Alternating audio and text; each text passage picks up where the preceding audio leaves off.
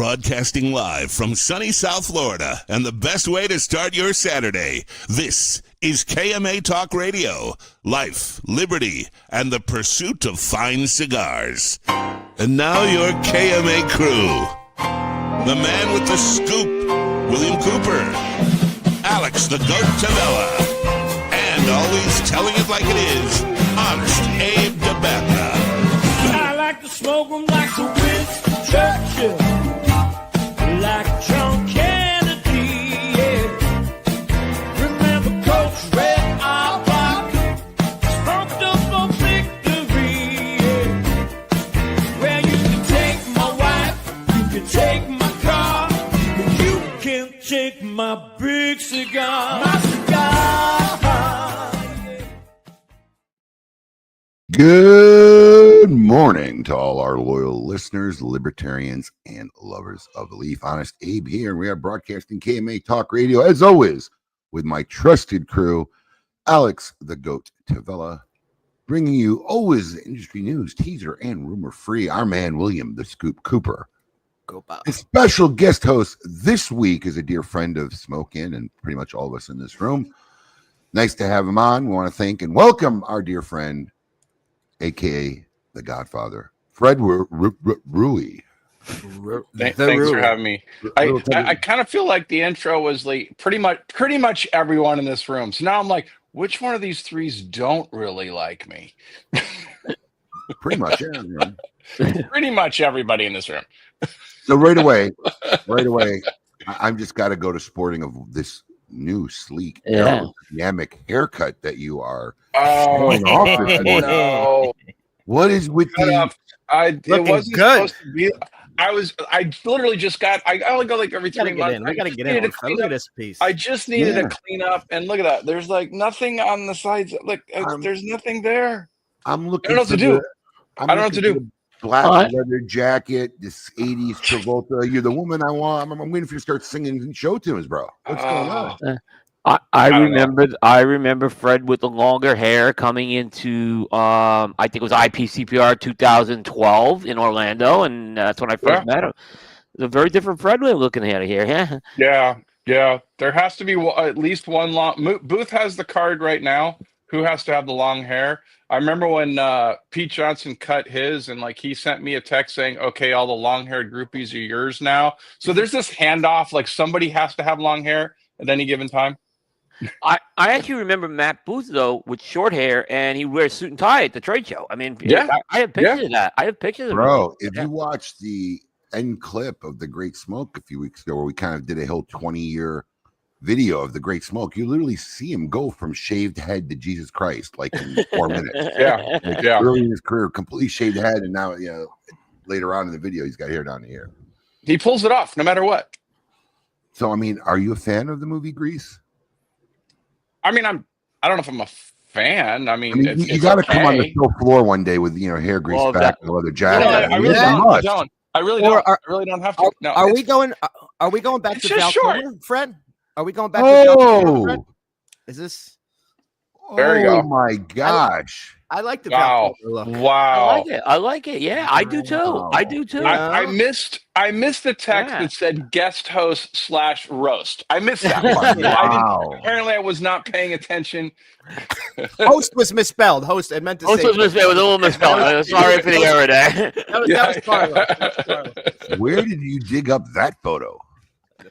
A simple Google search, and if not, I knew that Kevin Shahan had sent it to me. Right. Mid show at some point when we had Kevin. Right. Or when we had Fred on. Kevin is the king of finding shit. He is. He does. He does. He's got a gift for it. Yeah. What's with the blackout backdrop today? It's just easier. Kind of like it. Eventually, I'm going to redo this and be in an office anyway. So I just kind of like the blackout. You mean so like you didn't have to clean up or what? I don't have to do the whole green screen thing. A little bleed over from your other podcast? Yeah, a little bit. That's been on. You don't have to do a green screen. How do you get the black around? Black tablecloth, bro. Just sitting. Oh, that it? Okay. Oh, okay. Well, the tablecloth can't be easier than the green screen. What'd you hang it on? On the green screen. He put up the green screen. He put up the green screen and hung the tablecloth on the green screen. Okay. I like it better than like too goofy of a Zoom background. So I like it. Oh my God. So Fred, how you doing today? Thank you for joining us. We appreciate it. Yeah. Yeah, man, looking forward to it. You know, it's been a little while, I think, since been on the show or whatever, but I'm excited about it. I'm excited to kind of work in rotation here and have some fun and spend some Saturdays smoking cigars. And I mean, I'm assuming everybody lit up a cigar, or most of us did. Most of us did. Most of Most us. of us. Except Some of us now. When's construction commence? You don't know yet? Planning phase? I'm waiting for a guy to give me like the rendering so I could see what I'm going to end up with before I start ripping everything out. And that guy's been taking forever, but months. But hopefully before the end of summer, I'll be in here. Fred, are you going to PCA? Yeah. I leave Thursday. Actually, Thursday's my birthday, so I'll get there a day early so I can go to a nice dinner, and then before all the craziness starts. So. And are you going as media, I assume? Yeah, I am. He's on the dark side now. Nice. Yeah. I have every badge possible now in a collection. So yeah. Fred is officially PCA media. Yeah. It's weird. It's weird, man. I'm not gonna lie. It's weird. Do they feel you feel you're being treated better now? Oh, Did you attend? More importantly, did you attend the media seminar? Just wait. It goes downhill. Did Fred attend the media seminar? I did not because I had a meeting that conflicted by Abe with that. standard. Fake news. By Abe standard, Fred's his ticket should be revoked, right? No. Fred 100%. Fred has an advantage over me no matter what. He's got print. And print is in this industry. Print rules over online. There's a cash system, and the print media has the advantage. So he has nothing to worry about. I think I'm not getting treated the way I've seen some media get treated, and that I already knew the guys before, so they're kind of like they have no choice. They can't like just turn on me, so they're like pretty cool about it. But yeah, I mean, so far it's been fine. So actually, it's been overwhelmingly good. The amount of support and the people that just stepped up immediately or sponsored or sent whatever we wanted or whatever. So it's been good. It's weird for me on this side though, because I just don't. It's like I don't really want to review cigars or put numbers on them. Because I told Thor, I'm like, dude, they're all my friends. I mean, everybody gets a 94. Can we just move on? I'm not gonna. I'm not gonna bash anybody's cigar. It's a cigar for somebody. So we're trying to figure that part of it out. But as far as coverage or stories or whatever, literally someone called me the other day and said, well, what are you going to cover on PCA so I can watch PCA and see the news of what's going on? I'm like, dude, watch Coop. I'm not trying to keep up with that. I am not trying to post 700 articles a day and like go. Your schedule is insane. Even the pre-day thing. That would be like having a job. Yeah, no. It's getting too difficult. I'll tell you that. Speaking of Coop, did I miss it? Because I was trolling your site the other day, reading some things. And did you post a TGS recap yet? Not yet. Are you sure? I have to talk to you. There's a couple things I'm missing, so I got to talk to you on that. I got you covered. And I did have to travel this week, which threw the unexpected. Where did you go this week? Work or? I was up in Harrisburg this week. Yeah, for the day job. Miserable, cold, rainy afternoon in Harrisburg. Yeah, sounds about right. Yeah. Is there ever a good afternoon in Harrisburg? Not much going on in No, I mean there's a couple good lounges there. My sister used to live in that area too. She doesn't live there anymore. And Hershey's out there too, which is actually a pretty cool place to go for families. So, but when you're not with your family, it's kind of miserable. That's what I'll say. All right. So when are you heading out to the PCA? We are compound. We are leaving Wednesday. Ben and I are driving. We're driving. Early. Yeah, so we'll get there Thursday. We're leaving Wednesday though. When are you heading out, Abe? Friday. Trying to figure out you're okay. So I almost got a week with Danny. That's good. And I'm so unexcited about this one. I don't know why. I don't know what happened because you were out. When have you been excited? I don't know. When have you been excited about? Hold on. Wait, Fred's got a valid point. You do, but on this one, you said you weren't going. Excited. I'm more or less wanting to go than normal. Let's put it that way. That sound more accurate? I don't know. The city, the lineup. I love New Orleans. All right. Oh, wait. You took the kids there. Their favorite place. They're dying for me to take it back. So it's not so much against the city, but maybe I don't like the city for the trade show. I don't know. I'm just. Can you It- talk be about what fatigue. swayed you? What swayed you? Can you talk about it? Did you get a phone call? Did you talk to somebody? No, You weren't no. going because you weren't going. No, I wasn't going. And Right. and honestly, our operations guy, Matt Booth. Matt Brady. Booth. Wow. God forbid. Can you imagine Breaking he's an news. operations Breaking guy? Holy news. shit. Wait a Breaking minute. news. Yeah, No, wait a honestly, minute. what really swayed me is our operations guy. I mean, look, can we get everything done that we need to do without going? Yeah. It's a little bit more of a pain in the ass, and sometimes you might miss on certain things and whatnot. But honestly, the biggest swayer was Cigar of the Month Club. Cigar Month Club is a constant job for us. It's easier to get in front of people.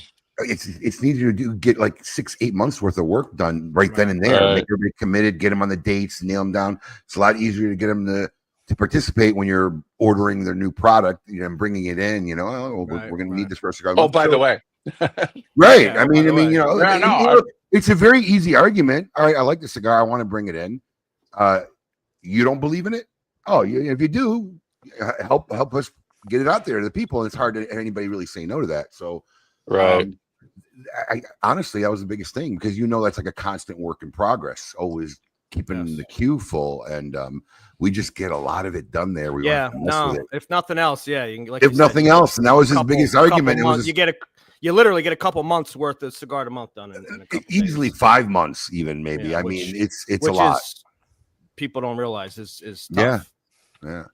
So because we just don't bring everything in and put it in there. So we don't. I mean, it's a good time to try a lot of things and say, let's do this and that, and it's just he made a good point. I couldn't really argue it. So fuck it. It's the first time since I started going back. I'm going alone. Brandy can't go, which even believe it or not makes me not want to go even more because typically for me especially, it's kind of like all right, I get to spend some time with my wife away from the kids. So while all the manufacturers are doing dinners, I'll let our operations guy and whoever else comes on our team go to those dinners. And literally, I book a private dinner for my wife and I every night, and we just go and be alone and have a nice time. So I'm even less excited about going. I mean, that's part of it probably too. She has to go to her sister's wedding shower. So you got. I'm listening. You got to do the corporate dinners this year. Yeah. Well, so. Oddly, I'm going to a couple company functions, but I don't know. It really started during a digital experience, but Nimish Desai and my dad have some odd bromance, strange, unusual. Dude, it's not odd at this point. It's years in. It just is what I it is. still find it odd. I still find it strange. Whatever it is, it just is what it is, man. They got some major bonding going on and some shit, and.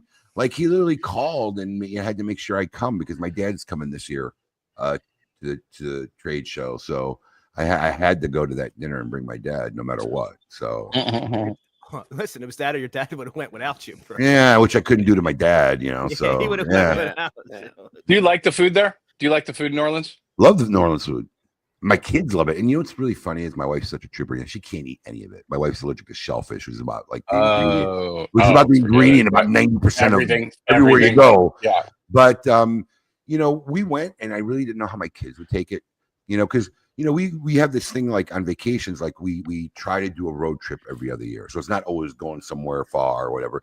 We just do a road trip, and New Orleans got picked, and we drove to New Orleans, and he loved it. And I didn't really think about it with their musician background, and they all play instruments. Oh, yeah, and they're foodies. Oh, they love the street shows and everything. They really, really, really enjoyed it. So that was actually one of our more memorable trips. Except that when we go, there's 800,000 people there for French Quarter Fest. Right? I know. Yeah. And listen to me. Not that I have a problem with the festival. I mean, look, I don't know. No. A lot of people make good points because you just don't want the extra hustle and the bustle of all the bodies there. But how many people? But here's the thing, right? Somebody's argument was, how many people went to the Super Bowl, right? Right. But it's a shit show during the Super Bowl too. Yeah, it's going to be a shit show. It's packed. It's not like. Let me ask you, because I've never been to New Orleans. It's probably going to be a lot more travel too, right? A lot more. It's not like Vegas, the casinos, the bars. It's probably a lot more Ubering around. There'll be more of that. Everything's not you can walk. It's you can. Depends where you stay. A lot of it can be walking distance. When we went to New Orleans, it was a walking vacation. We literally almost walked Well, I think everywhere. after hours. But I is gonna mean, be the issue. including where the show is and where everybody is. I Depends where you're staying. Depends where you're staying. That's what I I'm didn't okay. stay in any of the PCA hotels. Whoop-de-doo. I get a breakfast ticket. I don't even know what the fuck they offer anymore. I didn't give a shit. I'm staying at the Marriott right across the street. It literally. Okay, but even like everything after dinners, it's all kind of within the same. It's No, not- some dinners you're gonna have to drive. Depends where it is. Well, I I'm mean, saying, but essentially you could. It's not as much Ubering as I would think. Like you can. Yeah. I mean, look, wherever you are for dinner and you want to go to a bar afterwards, you're probably in walk. The Bourbon Street, French Quarter, Waterfront are all all right right there there. within a Yeah. couple blocks. So yeah. I don't think the crowd. I think this French Quarter thing's a little overrated because first of all we're a rounding error with that, and second of all, Vegas. How many multi-event things were going on with Vegas? It was like Bruno Vegas Mars is performing. bigger hold though. on. Vegas is Vegas bigger. has 10 times a bigger infrastructure, New 10 Orleans- times bigger resources, but- and they have 53,000-foot skyscrapers to house people. It's a big difference. It's too. Dude, all not- of New Orleans fits in the Venetian Hotel. I don't know what you're talking Literally. No, but this, like I said, they've had this festival, and it's not like this you're packed into sardines like it is. It's the fact is that anyone have a problem finding a hotel in New Orleans? Actually, I didn't. Point. I went. That's I went late. Nobody had a problem finding a hotel. I'm just Yeah. saying. There were And plenty I- of and I flights went and everything. late. Yeah, And I went late. I signed up only a couple weeks ago. That's a We fair were- point. That's a fair point. we were told you couldn't find. Like we rented a house. We were told you weren't going to find a house in a good neighborhood. And look, Ben is from New Orleans, so he knows the neighborhoods. We found a really nice house in a neighborhood that we actually were able to rent. And so How far away are you? How far from the hall are you? I think we're under a mile. I think we're pretty close. Oh, okay. So Yeah. that's pretty yeah, close. yeah, we're Where pretty close. are you staying, Fred? I'm at the hotel across the street, whatever hotel that is. The I don't- Marriott? Marriott, or it's the one next to. I can't remember which one it is. Yeah. No, I'm literally walking across the street to the convention center. So When we It's a little, went, yeah, there's a when we couple went- hotels there. when we went the year before Katrina, I stayed at that Marriott. Man, all I remember is I ordered room service one morning. They had the best eggs Benedict I ever had in my life. I'm hoping it's still the same. it won't be. It It won't. won't be. I know, but it's literally like. Oh right yeah, this across- was pre-COVID. Ooh, yeah. maybe. pre-Katrina. What eggs Oh, in wow, this pre-Katrina. economy? Wow. Pre-Katrina, yeah, bro. Yeah, That an was, eggs Benedict cost you $35 nowadays. that was Oh, the it cost wildest. 35 then. It cost 35 then. Yeah, Right, probably. at the hotel, no less. Yeah, Yeah. right. It was the craziest experience in my life. We're walking this hall. We're in the convention hall. And then literally like 2 weeks later, they're showing dead bodies in the same building on television. People were Yeah. dying, and it was insane. I'll never forget it. Getting goosebumps just thinking about it now. Crazy, crazy. I'll tell you what I am excited about, because I'm going to segue the audience back into something happy here. Thank you. Fred. The fact that we are not in New Orleans in July like we were last time. That True. It was so hot. Like, and we're, several of us are in Florida, or spend a lot of time in Florida. So the first couple of days, you're optimistic and you're dressed and you're like, okay, I'm going to cross the street, get out of my Uber, go into the convention hall. And then like by the third day, everybody at the show just didn't effing care anymore. They're like, I'm going to look like a drowned rat. I look miserable. And nobody cared by the third day. We all look like we just came out of a spray storm of water. Fred, you exhibited at It's that so bad. show in New Orleans, right? You I were did. exhibiting? It was so miserable. And they didn't turn the air on the first day, is what Oh, I heard. I know. And it Well, was- yeah, yeah. the last setup day, there was no air in there. Yep. I mean, it was Yep. miserable. Yep, and that set a bad mood to a lot of What is people. that? PCA didn't pay for the air those 2 days? Probably not. Probably Right, not. I mean, that's usually how it works, right? You pay. I mean, I for get the the no AC. smoking because of the setup people. Like that pisses me off too, because like the hall's not open for 5 more minutes. You can't smoke a cigar. I'm like, oh, dude, really? Someone just pay them the extra, whatever. But yeah, I get the not smoking on a setup day. There's a lot going on. You don't want to leave a cigar somewhere, whatever it is. But the no air, come on. That was also the show where Rocky, I believe, got. Java? That's what. No, that's the one where he Mocha? basically. There was a show where he had mocha. Java was There's a- released for it's No, a lot no, of Rocky no. Spice. This is Lot the of one Rocky where Spice. he basically was told not to smoke at the place, and then he offered to pay the whole fine, and then they wouldn't take the money, and then they were going to arrest him. I think Ooh. that Well, was. you're talking about the place that he bought out after Well, dinner? I think he bought the place He out. bought it out. He bought it out so that it was no longer a public venue. Right, It was so a it's all private public. event. Yeah, that's what he did. That, but they for a while they weren't going to let him do it, and he was Fucking willing to pay the Rakesh. fine. Fucking Rakesh. I'm still mad at him. I'm gonna. Why are you mad at him? Why are you mad at him? Because he's a flake.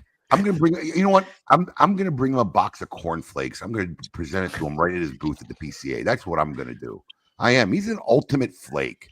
He keeps flaking out on the Great Smoke with some last minute bullshit every year, and I'm calling him out on it this year. You know, he booked a Friday night event.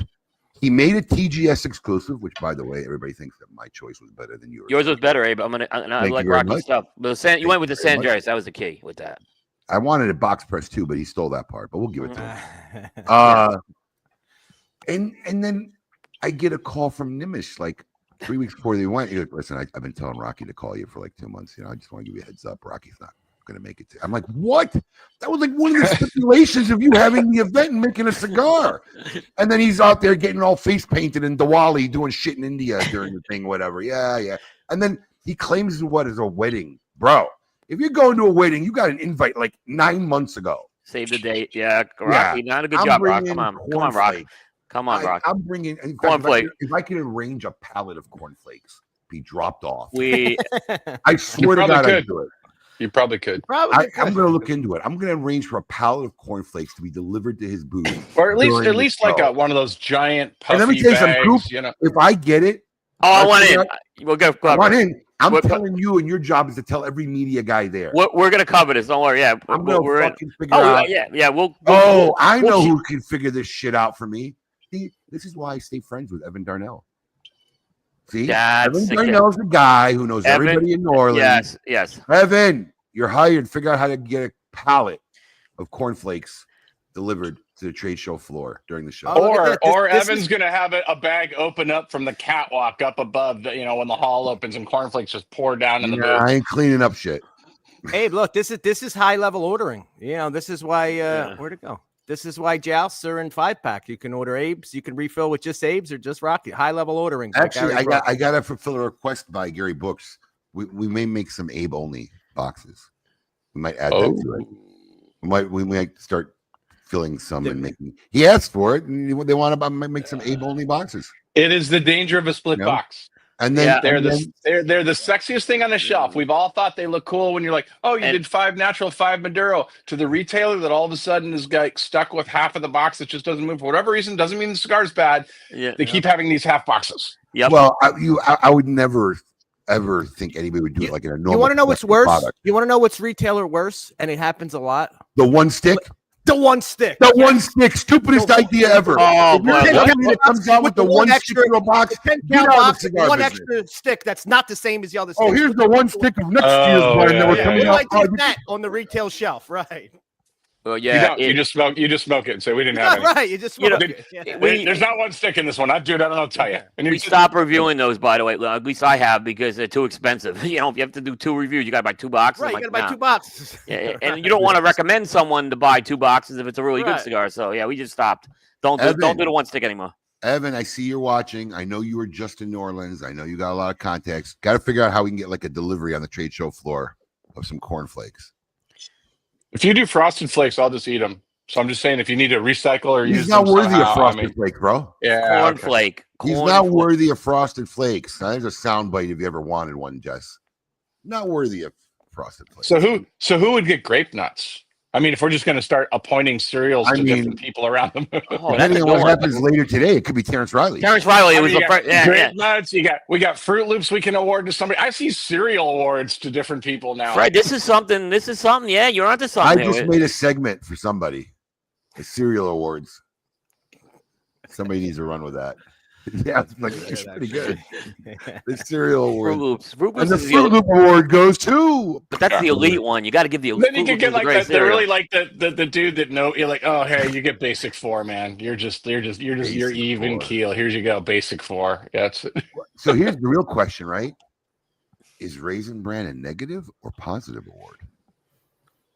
I like Raisin Bran. That's why I like it. But it's got to be post Raisin Bran, not these other. You got to have a little sugar raisins on them. Otherwise, you want it to be big. You do the other Raisin Bran. It's a foundational cereal that works. Is worthy of your rotation. That's like a legacy award. You get the Raisin Bran. You got to That's the legacy award. Okay. No, that's Raisin Bran's like a. I mean, come on. Raisin Bran's been around how long? 1934. I don't know what the heck it was. All right, so here It's like Raisin Bran's like Macanudo. Like say what you want, but it's still on the shelf. People still buy it. People are still buying it. 100%. Say whatever you want. So question. It's not the guy in the chat room that's talking about cereals. It's the guy that walked into the store, bought a box of Raisin Bran, and left. You don't know who he is. The Macanudo of cereals. Yeah. Selling billions. Did you like Raisin Bran's like fresh poured milk crunchy, or did you like it to sog down a little bit and become like a little bit like oatmeal? Oh God, crunchy! I'm not a monster. Who likes any cereal sogged down? I don't know, but I know. There was a point. There's a point right before it gets like really bad. That soft Raisin Bran. Oh yeah. No. Because the raisin still has a little. Yes, the raisins stay hard even when all the flakes get. If not for the raisin, it just becomes a bowl of porridge. But yes. Well, the people that let it just like whatever it is become this mush thing are monsters. I'm sorry. Just I don't let it become the mush, but by the time you're down half a bowl, it's becoming mushy and it's still okay. Well, because you do smaller bowls and you just keep pouring and refilling as you go along. Who does smaller bowls, Fred? Who starts small? Really? Well, I don't on Captain Crunch. So annoying. Yeah. Do you remember? When my dad stopped bringing cereal home, and I shit you not, when the cereal boxes became single servings for my brother and I. Yeah. They became biggest bowl we could find, pour the fucking box in, and we just eat away. See, I would do a smaller bowl, but I would like pour it in, I pour the milk, and then when you get done, there's just like some milk left over. You're like, okay, I'll top it off with cereal. And then, there's not enough milk now, so now I got to pour more milk. And then just I've done that. I've done the whole box. Eat a whole box. I've done the flip-flopping back and forth. And the roof of your mouth is gone from Captain Crunch. Like you're bleeding and you're still going back for a bowl. See, my dad hated they hated buying name brand cereal. Name brand? Yeah. I didn't get name brand. Look, I don't know. I guess my dad worked in a bread factory when he was young, and it like changed his life forever because really. In a bread factory, I don't know whether it was Wonder Bread or something, but he said, it's a big line, it's multiple machines, it's an assembly line. He's like, and if you're packing up it's going into Wonder Bread packs, and then he said, and then suddenly he said a whistle blew. They took off the back part of the machine, put another back part on. Nothing changed but the back part of the machine. And then they were whipping in the value bread, which was the same bread that was going in the Wonder Bread bag. Now it was just about, and he was like, fuck that. Everything is fake. And after that, like name brand was dead for him. After that experience, he said name brand was dead. Come here. You just gotta see this. Can't make this shit up in my house sometimes. This has got to be him. No. I thought it was. I knew it. I knew it had to be him. Like I said, if it was Petri Cup, but when you said you just got to see this, I know. Look at his kids walking. Don't take off the mask. Oh, now the mystery's gone. 3 years ago. You what? It's from 3 years ago. Yeah, it fits like a nut crunching spandex outfit. Get the fuck out of here. I'm sure it's a little tighter now. He actually matches the background perfectly. It does. Really. I love it. He can literally blend right into your background. Never a boring moment. Boring moments when they're that age. Never a boring moment. All right. So speaking of costumes and outfits, I know a lot of our listeners are wanting to see what the update was, and in the room, actually, in the green room. Because if we're going to talk shit about somebody, you might as well invite them on the show, or have a guest host. Yeah, I get it. Well, you didn't getting more airtime after we couldn't hold the bill just with Fred Rewey. So sorry, we had to get We're giving him more airtime. Okay. Yeah, sometimes. All right, we're fair. We're fair. Okay. I think he almost ripped the jacket off my daughter's back on purpose so he can get all this extra exposure and airtime. Right before PCA. Yeah, that's good exposure. There's been more talk about Aganorsa cigars the last 3 weeks than probably solid the last plan. Solid plan. Yeah. They talked about Lee Harvey Oswald a lot the week of the Kennedy assassination. I don't know if it was good. So, stand up. Somebody's got an Aganorsa jacket. Wow. What is that? Velvet? Is that velvet? Is that velvet? Well, wait a minute. Is this from Uncle Dave or Uncle Terrence? Oof. I don't think Uncle Dave has an Aganorsa jacket. Okay, I just want to say, and if he did, it's gone now. Terrence has come through. Terrence has come through for sure. Good job, Terrence. Wow. Abe must have threatened tariffs or something. I don't know what happened. That PCA order. When you're in a totalitarian show trial, the only survival mechanism is a good photo op. That's it. That's all you got. Well, I just came on to say thank you very much to Uncle Terrence. And I know we're all playing Good around, job, Terrence. Yeah, we got to give him credit now. Yeah. but I know we're all playing around. But I am very grateful and thankful for this jacket. I love it, and all is forgiven. So. Oh, thank God. Oh, Petra, you're the best. Thank you. Thank you. You saved Well me from from the gulag. So thank you. Her prom. You see it, fucking semi hurts. Her prom is today, so she's going to run around getting ready. So Are you going to wear the jacket to the prom? Yeah. You can wear the jacket. That would be the best prom photo ever. Yeah, you really should wear the jacket because that's where the Is this tracker what? is. What It's is- in the lining. So I mean that would be helpful. Oh, that wasn't public. Sorry. Okay. It's okay. I didn't hear anything. Junior, All right, go get it. junior prom? Junior Yeah. prom. Oh, I could do a whole book about the shit that the proms are now compared to when we were kids. It's mine. You know what happened to the girl I took to the prom? no. You married her? Did they find her? I married Married her. her. I married her. I married her. Yep.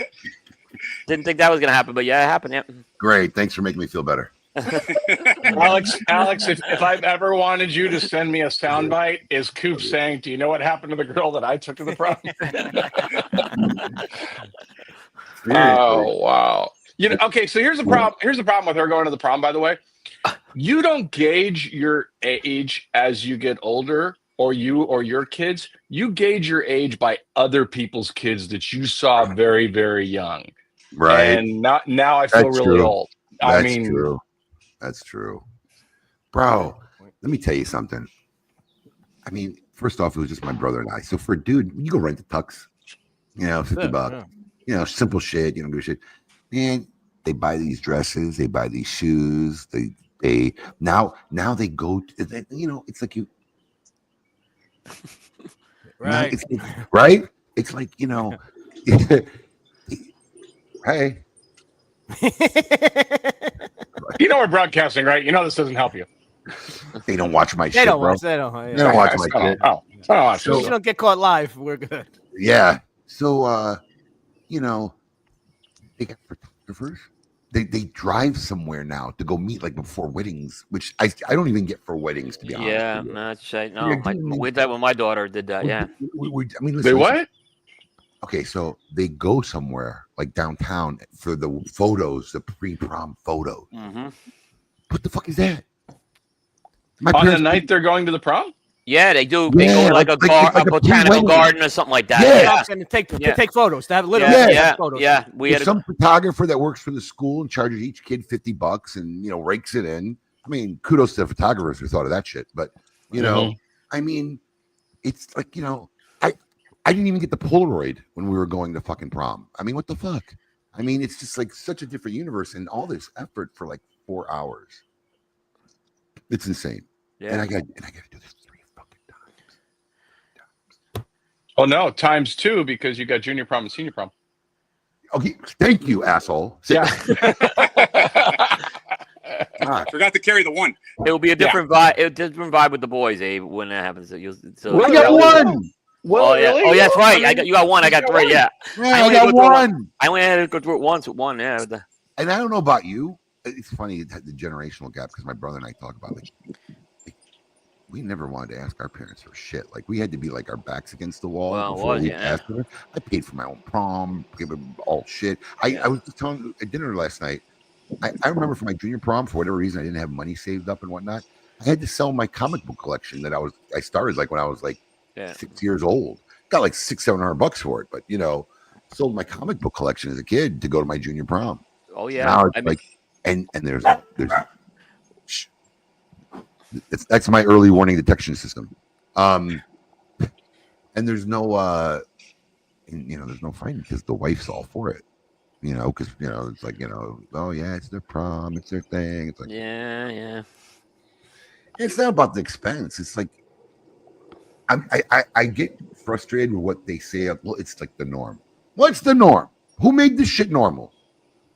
I don't know. Yeah. But it's a beautiful day, so I at least I didn't have to get a limo. I'm See, we had the limo. We had the limo covered because my dad owned a limo company. Yeah, so that was, and he insisted on meeting my date, right? And the reason why he insisted on meeting my date is he wanted to decide which limo he was going to supply, and whether he was going to be the driver or not. And he actually opted for one of his guys to drive, and he gave us a very nice car. So he did like the date. So. So they're doing this thing. They have separation. So all the girls are meeting at my house at about like literally when KMA is going to be over. Lovely. They're going to do all their prep work here, their makeup and their shit. And the boys are doing their own shit, and they're all going to meet wherever they're doing the photographs. So I got hired to be the girls' chauffeur for the night. So I got to drive these girls to wherever they're doing the photos and then drive them over the prom night. So Abe, hold on. I made my wife order me a chauffeur hat from Amazon, bro. I'm gonna totally But listen, it's cool, Abe. No, the hat's cool, man. This is just prep for you because eventually you're going to be doing a minimum of 2 a year. Minimum. You're going to get you might as well get the hat. The other two are a year apart, right? Yeah. You're going to be doing a minimum of 2. That's it. God forbid they get invited to somebody else's prom and another school. You could be doing 2-3 proms a year. But you know what this is? You know what this taught me? See, you got to learn to forward think when you're put in situations like this. Do you know what this taught me? Really? I need to sit down in the next year or so and negotiate the whole outline for weddings now. We got 3 of them. Yep. We got 3 of them. Abe. Let's set up some structure. Yeah. Let's set up some structure right now so I don't have to have a heart attack every time one of these goes. Can I just say that I think it is so cute that you think you have any control of that whatsoever. Come on. I think it's just so to the show, bro. It is just so cute to have you think that you are going to control any of that and you have a say in any of it. It's awesome. Yeah, that's true. Don't take a turn to negative town. Don't take a turn to negative town. You have a say in a lot of things. You have a say in a lot of things. He's hoping they still live in the house when he gets married. This is not one of them. No.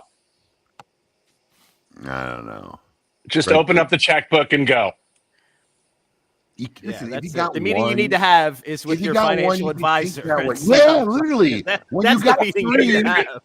When you got 3, you gotta, get some boundaries, bro. Yeah. It's not retirement planning, it's prom and wedding planning. You don't have a lot of control. But the best part is when my daughter got married, and there was a little problem with the seating, and everyone comes to me. I'm like, no, I just write the checks. You go see my partner in crime, my wife. You had one.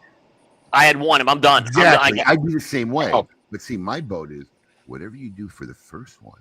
You're right. The second one expects the exact same, but or better. More shit for her, so it ends up being more, and the third one even worse. Sure. I think when you do weddings, though, I think it's like there's nothing wrong with bribing them. Here's $20,000. Go around the world. Go do something. Whatever. We'll have a party when you get back in the backyard. Type thing. I mean, people that drop $100,000 more on a wedding. 100,000. 100,000. Man, are you kidding me? It cost me $25,000, and I threw the most no frills, did broke ass wedding you could possibly almost think of. Literally. Yeah. We didn't even have a hall. And that was how long ago? 18 years ago. 18 years. Fuck, 18 years this month. Mine was last 20. So this is 27 years ago. We got married. We rented one of those giant double-decker boats on the lake. Had 110 people on a boat for 4 hours. Had a party, and then we get back to the dock. And like, well, y'all got to go home. And I think that was like $7,500. Done. Even that now costs you 15.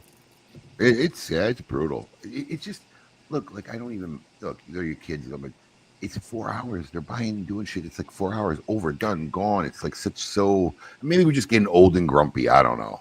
No. I mean, look, you're gonna pay $5,000, $7,000 for flowers on all the table that are literally all dead within a week or whatever. I mean, some of that stuff. Some of it I get. Have a party. Have a big party. Have a band, a DJ, whatever. But like to pay $40 an entree for someone to have cold chicken or something like that is just like who's been to a wedding that had great food, really? Oh, I would have Evan cater my wedding in a heartbeat if I was getting remarried. Matter of fact, I got a 30th anniversary coming up. I wonder how a red meat lover's 30th wedding anniversary would be. All I know is I better get a He'll fucking probably be on invite. it, man. He'll probably be on it right away. Better get an invite. That's all I'm saying. 100%. Terrence, are you Yes, ready sir. for the PCA? Oh, yeah, sorry. Hi, Terrence. Yeah, I forgot he was here. I wasn't sure if I was supposed to leave or not. Well, I forgot I you don't were want to do anything. here. Bro. I don't want to do We'll anything eject you. without being- yeah. We can Hold eject you at any time. Hold on. I'm really saying, why are all our heads small? I'm like, oh, fuck, there's a fifth person in the room. I fucking forgot. Let me fucking re-acknowledge him so we can get him off. No, seriously. How are you getting ready for the PCA? When are you leaving? I leave on Thursday. Yeah, we're ready to go. It should be, I think it's going to be good. I think, with everything happening, people are going to want to take advantage now before anything changes. We haven't changed our PCA deals. We haven't changed anything yet. So at least through PCA, they're going to be able to take advantage. So I think it's going to be good. And we got some new products coming out. We got the JFR 20th anniversary. I saw that. Yeah, that really looks sharp. I got to say that. Yeah. We were talking about that last week. Good Yeah. pricing, great blend. Obviously some big ring gauges in there, but the Toro is less than MSRP is $9.50, so under $10. So trying to put out a good value with a great cigar and stay true to the JFR kind of theme of getting more than what you're paying for. Well, Smokey Inn also has two distinct projects we're working with Terrence on. One is obviously the social cigar that we are still working on, but we're going to get it right. And we got another big project that we're not going to say what it's about, but hopefully maybe come out sometime later this year. So yeah, I got some more samples coming for you soon. Yes, that was my fault. Misplaced samples. No worries. You got a lot All going right, on. thanks, Terrence. We'll see you in New Orleans. All right, guys, take care. Hey, Terrence. and listen, really appreciate it. She really loved that jacket. Very cool. Thank you. Good job, buddy. Terrence. Yeah, good job. My pleasure. Thank you. Guys. Thank you. Bye-bye. Be good. There we go. Normal size. Forgot he was on. He blended in the trees. I thought he was like a backdrop for a second. The only time Terrence doesn't get seen above everybody else, because normally when you're standing next to him, Right? he's a giant. Jolly Green Giant. Yeah. Flexing his back. This is funny. I gotta tell you something. It definitely wasn't Pennygate, but it was a fun it was a fun week. Oh, it was good. It was a fun week. It was definitely a fun week. So yeah, I mean, Fred, you got kids? I do. Yeah, I have a daughter. Okay, so you She's got one? 33 now. So you went through that shit. She's not married, but she is definitely of you the went camp. to proms and shit. Yeah. And she's definitely of the camp that she would elope. Like she's very good with her money, very reasonable as far as that. And I'm not saying it's bad if somebody wants that and has it. You got to really want that one-time event. And the parents out there that get a second mortgage on their house to do it and stuff like that, I'm like, bro, really? Don't. I mean, but I did not get the kid I deserved, which is why I have one. Because if I had a second one, that would have been the downfall of mankind. Like I saw Damien Omen. It's that second kid that brings everybody down. I'm like, no, I'm not gonna do that. My kid, I did not get the kid I deserved. Did not get the kid I deserved. So, she's got a real good head on her shoulders. You know what I mean? So I don't know. They do. Yeah. I think she's gonna give me at least amount of trouble. Like, look, I remember. So, we did a thing for birthdays with kids, especially when you got 4. And some of these birthdays are really stupid. Like, my kids got just family birthdays, right? Us and her aunts and whatever local stuff every year, except on the 5s. On the 5s, they were allowed to throw a party, invite their friends, and do shit. Right? 5, 10, 15. That's your last birthday you get, right? And the girls all opted. Well, we don't want to do 15. Could we do 16? So no problem. You want to do 16? Yeah, you do 16. So Petra's coming along with ideas and doing shit and blah blah blah blah. I'm listening to stuff. I said, look, call me crazy, but all this money is going to go to, and most of the time in reality, right? Even if they invite 20 of their friends, 25 of their friends, they're really close with 4. 5. The rest are tag-alongs, friends of friend, whatever. Right. I said, look, why don't you just do this? Why don't we get you haven't got yourself a nice purse yet in life. Why don't we get you a nice purse with a nice pair of shoes because you like your kicks, and we'll take your 3 core friends out to a dinner and whatever. She opted for that. She liked that. Carries her purse around every day. So there is a practical side, because I'd rather spend the money on that shit. go bust kids to Miami. Oh, take yeah. them to do this shit, to do this shit. I mean, it's just like, dude, it's just so wasteful. But you're involved with your kids. I was the same thing with my daughter, and my wife and I were very, when you're involved with them, it's very different than just trying to phone it in and buy their love out of something, True. Probably that's how a lot of that shit happens too. All right, so we didn't start it today, but I got to ask because I'm wondering, what are we smoking today? We jumped into the show and whatever. Fred, what are you smoking?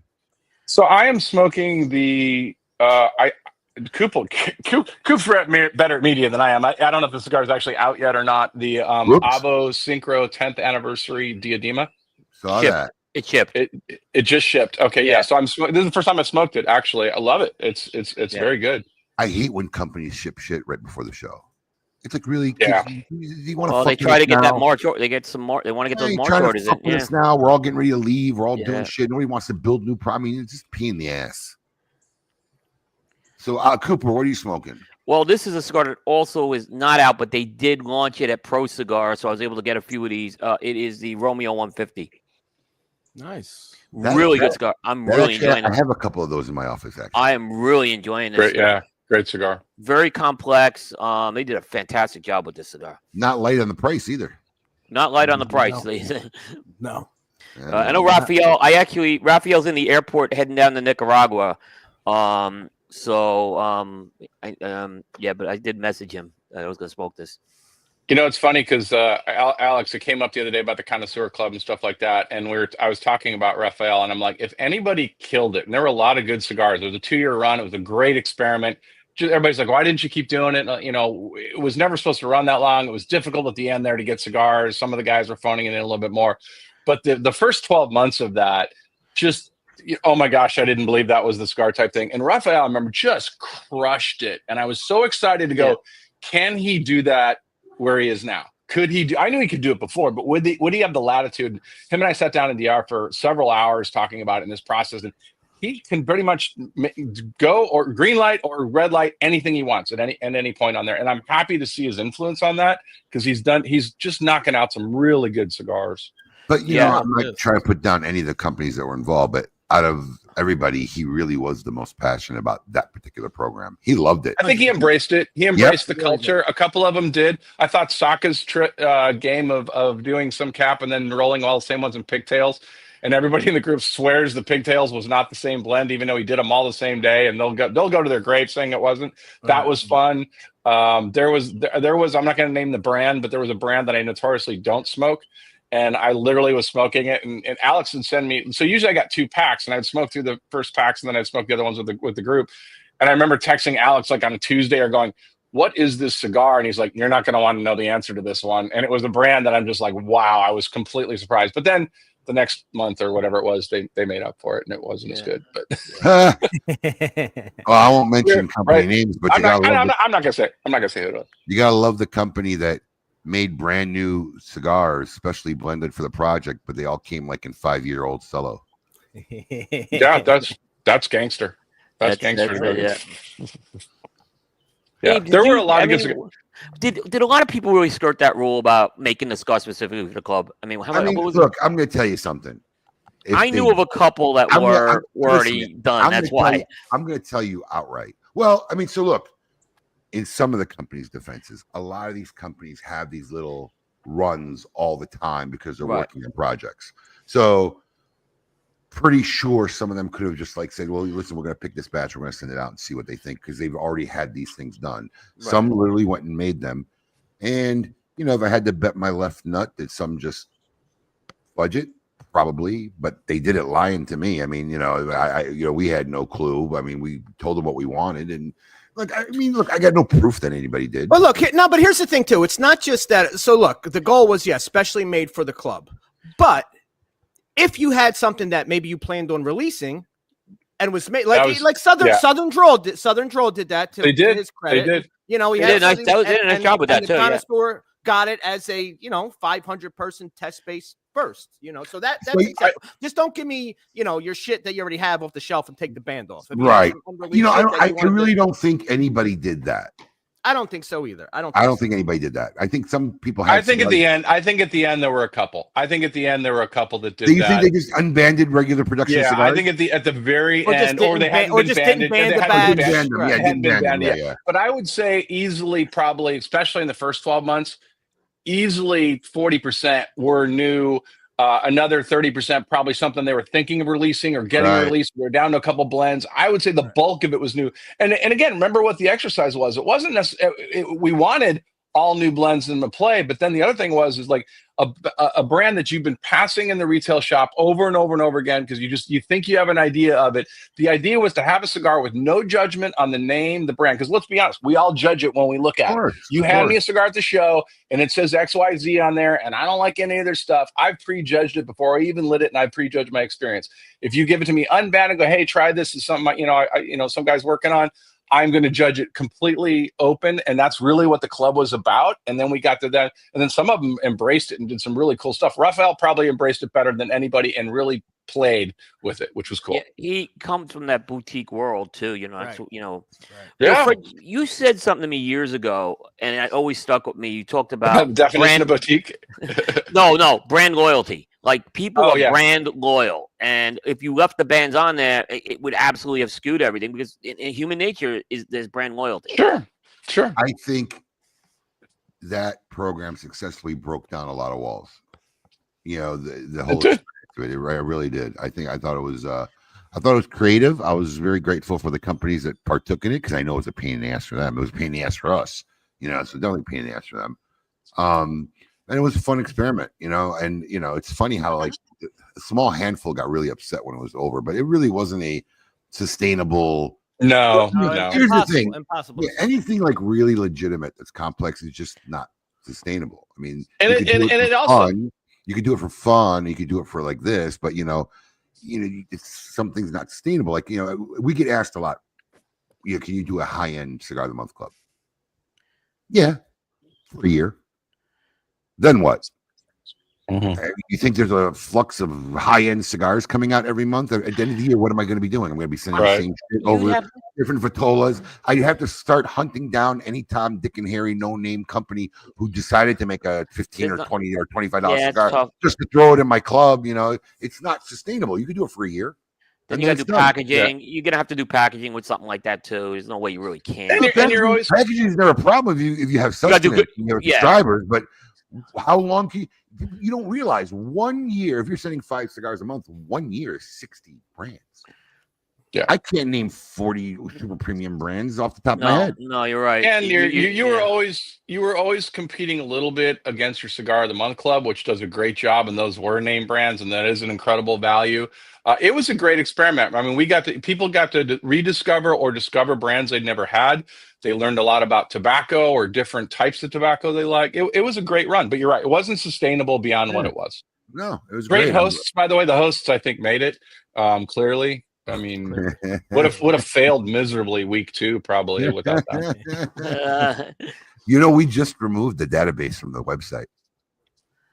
Did you? Oh, Alan Rubin's going to be bummed because of Jerry. It was just space for nothing and everything. So we sent out an email to everybody like in March saying, "Look, if you want to download or get any of the data you have stored under your Connoisseur Club tag, download it now because in the beginning of April that tab won't be there anymore."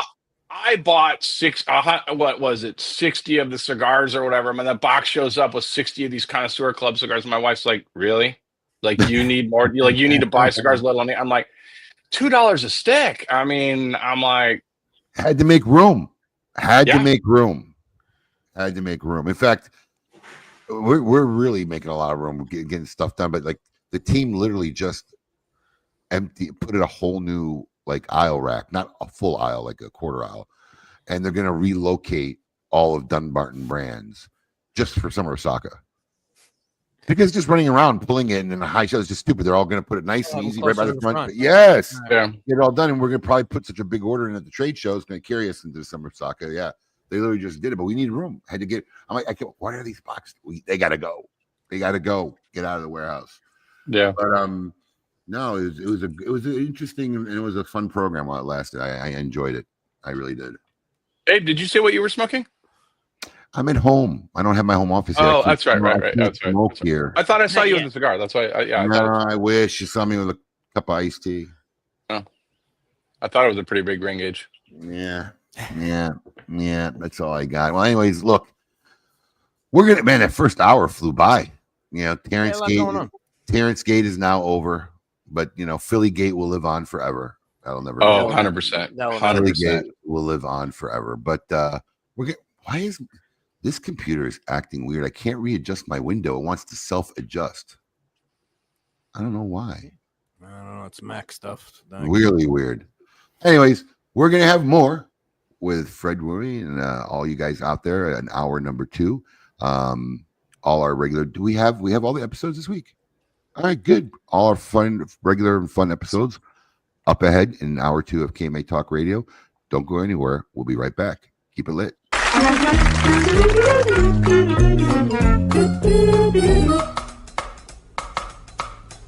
Phenomenal. Phenomenal. Phenomenal. Phenomenal.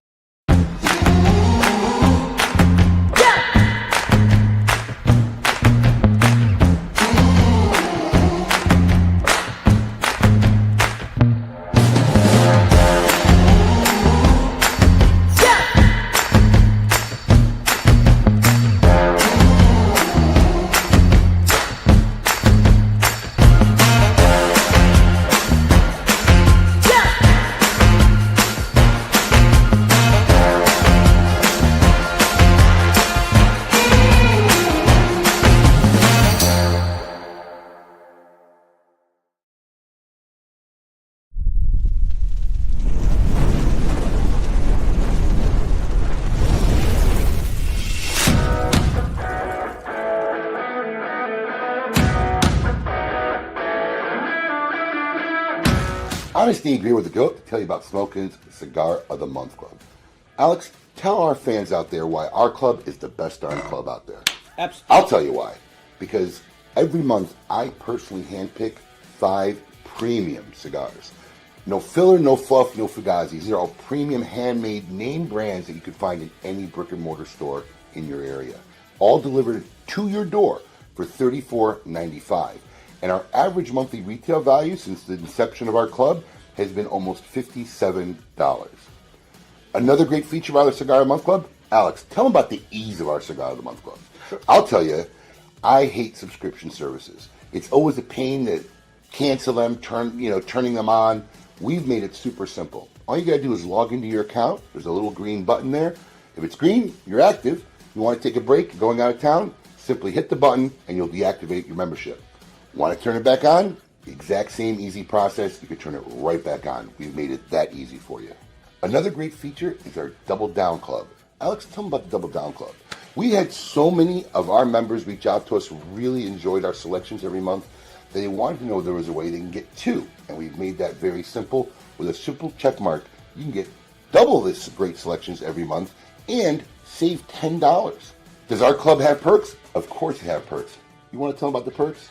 As a member of our club, every month there's a special discount code where if you like any of the selections, we will offer them to you, so you want to come and get some more. You can get them at a special discounted rate for our Cigar of the Month Club members. And finally, expedited shipping. Tell them how fast we get the stuff out, Alex. We get the stuff out on the 28th of every month. Our membership bills on the 28th, and we get every member's package out on the 28th if it's a shipping day. 5 great reasons on what makes Smokin' Cigar of the Month Club the best club out there. Check it out. Peace. Hey, I really appreciate you doing the video with me. Thanks. Oh, yeah, you're welcome. I mean, you didn't let me get a word in, but whatever. What? Well, great. It's perfect.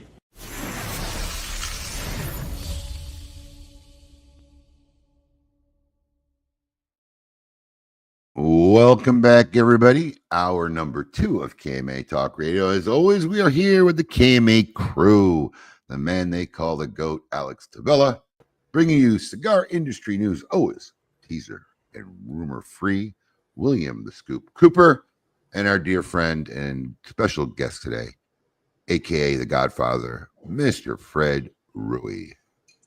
Hey, didn't you say you had an idea for a new commercial? For a new, I said we got to make one. I did have We an gotta idea. make one. Oh, We gotta make. I do have an idea, but We you're gotta never make around. It's got to be on a weekend. Well, you gotta tell me when if we're gonna do it. You know what I mean? I'll Yeah. make sure. Yeah. We gotta make one. I mean, there's I'll minus text it to 100. you. I'll There's text it to minus 100+ pounds in that video. We need I a new know. commercial. I know. I got to text you the idea. See if maybe if you like it, or we come up with another one. But I thought it'd be pretty funny. Also, did you get my message from last night? Yeah, I'll call you after. Yeah, I was wondering what I was like. What the fuck is that? I never seen that before. Anyways, Fred, how is your musical acumen? Are you a music guy, genre? I love listening to music. I can Good enough. The play only- 10% of like 50 instruments, but not good at any of them. 10%. That's 10% more than most of us. Right? Yeah. Well, I learned something new about myself about music last night. You did. Yeah. What? I don't like opera. Oh, that's right. Oh, Raphael, you hope went you're not to a- listening. You know, let me, show, right? What'd you see? okay, so look, to go see stuff, we actually saw a good one. All right. We saw The Wedding of Figaro. Okay. Oh, okay. No, it wasn't bad, right? But okay, so a couple things. Amusing and nice, fucking long. Like it was like 3 hours plus. When Did you fall asleep? Did you fall asleep? Yeah, I did, bro. Kept falling asleep, fucking couldn't stay fucking awake. I'm waking up like, who the fuck? What the fuck's going on? I have no idea. Then, you know, they don't speak English, which I just think is retarded. Come on, man. Just fucking sing the shit in English. Like, I don't mind musicals. I go Probably see didn't even musicals work all in the time. English. That's the problem. So I just want you to picture this. I don't know if anybody's like been in opera recently, but They're singing. all this stuff Can't is going on understand stage. But no, there's a teleprompter above the stage, right? You literally got to read a teleprompter. Which is all right. It's like watching a subtitled movie. It's not the end of the world, but they're singing fucking 30 words, and there's 3 fucking English words on the screen. So like you're waiting like 30 seconds in between. Like, okay, I've read the 3 letters. What the fuck can they still be singing for 5 minutes? And then they go to another 3 letters. So I mean, nice. Maybe it was paraphrased. You know. Yeah, not my cup of tea. Don't think I'll be running to an opera anytime soon. It's not my cup of tea. So that's what I learned about myself. Do you like musicals? I enjoy a good musical. Musicals can be great. I enjoy a good musical, but you know, being in English helps. I mean, let's face it. You know, let's face it. Nobody's at home watching subtitled movies all day. I mean, you have to. You hear something's good, you want to watch it. You know, whatever. You'll do it. You'll sit through it. But nobody's really enjoying a subtitled movie. And you know what's funny is I can't remember what it was. I think it was what was that that kung fu movie about a true story about the guy who was like one of Bruce Lee's mentors. You got me on it. What was it, Alex? I forget the name of it. Q or something like that, or Ip Man. Ip Man. I-P-M-A-N. Yeah, Ip Man. Ip Man. He's right. Yeah, Ip Man. He's right. Ip Man. So what's it, man? Like I couldn't even watch the subtitles in that because it just looked too weird. I actually had to just listen. I mean, I couldn't like do the audio dubbing. I mean, I had to actually listen to their voices because it was just so much better and just read the subtitles or whatever. But they're singing, so like you don't understand the singing, you don't understand what's going on, and then like I'm not kidding you, it's like 3 lines of singing notes and there's like 3 English words up on the screen. It's like a couple times, like I said to myself, is the teleprompt guy falling asleep? Did it break? Is it frozen? Is it like Windows, 1998? Got stuck? I mean, what the fuck's going on? Asleep. They sung 4 verses. How have the words not changed? Let me ask you guys a question. Let me ask you guys a movie question. Can you watch bad dubbing? And I'm not talking like 70s kung fu, but where you're looking for bad dubbing. I'm talking like new movies, but then you put them on and you realize it's dubbed and dubbed poorly. Yeah, I can't do it. You get that on Netflix a lot, especially because when the whole U.S. was on strike, they loaded up international movies. You mean where like it's an international movie, but they put the English words in there? Yeah, and it's like never good. Like, why right. They can make fucking cartoons look good? I'm telling you, never good. Never. Why even is close. it never fucking good? And it doesn't even match the physique. Like that's what I'm saying. Like they forget can about make a 3-headed gopher. They can make a 3-headed gopher's voice sound just right? But here's a real human being, and it's like that voice would never go with that body. And that's for me. I think that's the bigger problem. It's not even like they sound a little weird. It's like this doesn't even match this person. It's horrible. Is it like purposely part of the genre? Is it purposely part of the genre? Like if we're gonna dub a movie, we have to make it look stupid. Like I can do it if the movie's good, if it's interesting. If it's all based on dialogue, I can kind of like, it's kind of like not watching it in full focus. Like I'm not going to stare at your lips and stuff like that because it's going to throw me off. If it's a really good movie, I can do it. Otherwise, no. Yeah, it's just tough. I will see like sometimes like something that looks good on Netflix or like, oh, let me watch this trailer. This looks good. I had the trailer. Wait on. It's a fucking international movie where like 30 seconds of the trailer gone by, but no one said a word. No one said a word. Right? They're showing scenes and action scenes. I'm like, what the fuck? And then they start talking. Next. I don't even waste my time. So, but you know what, Gary? I'm going to tell you something. As far as that goes, it's expected, though. Not only is it expected, but I will tell you this: it sounded on point.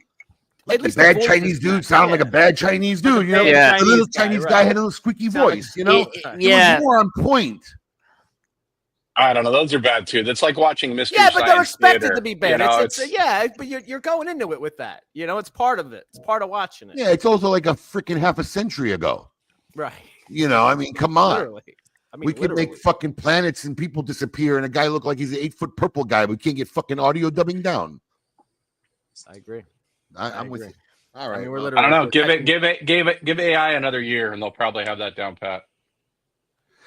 I've seen better AI dubbing than movie dubbing. I feel like I've done better AI dubbing than some of the movies I've watched.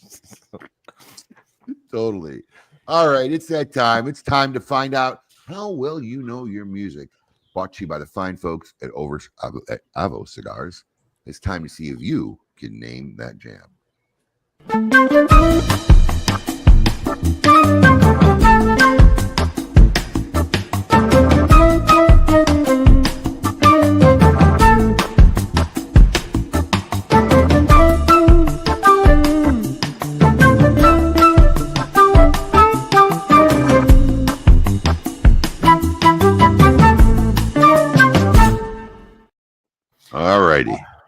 All right, so I went a little different this week. This is a total experiment.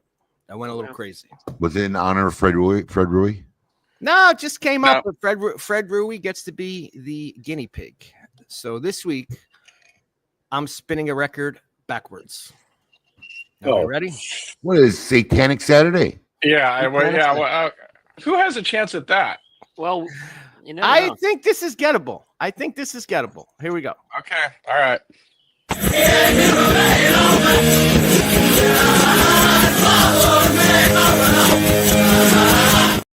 I got it. Yes. I got this. What's in there? Okay, see? Is that a Kiss song? That's I Want to Rock and Roll All Day. Okay. Yeah. Yep. Okay.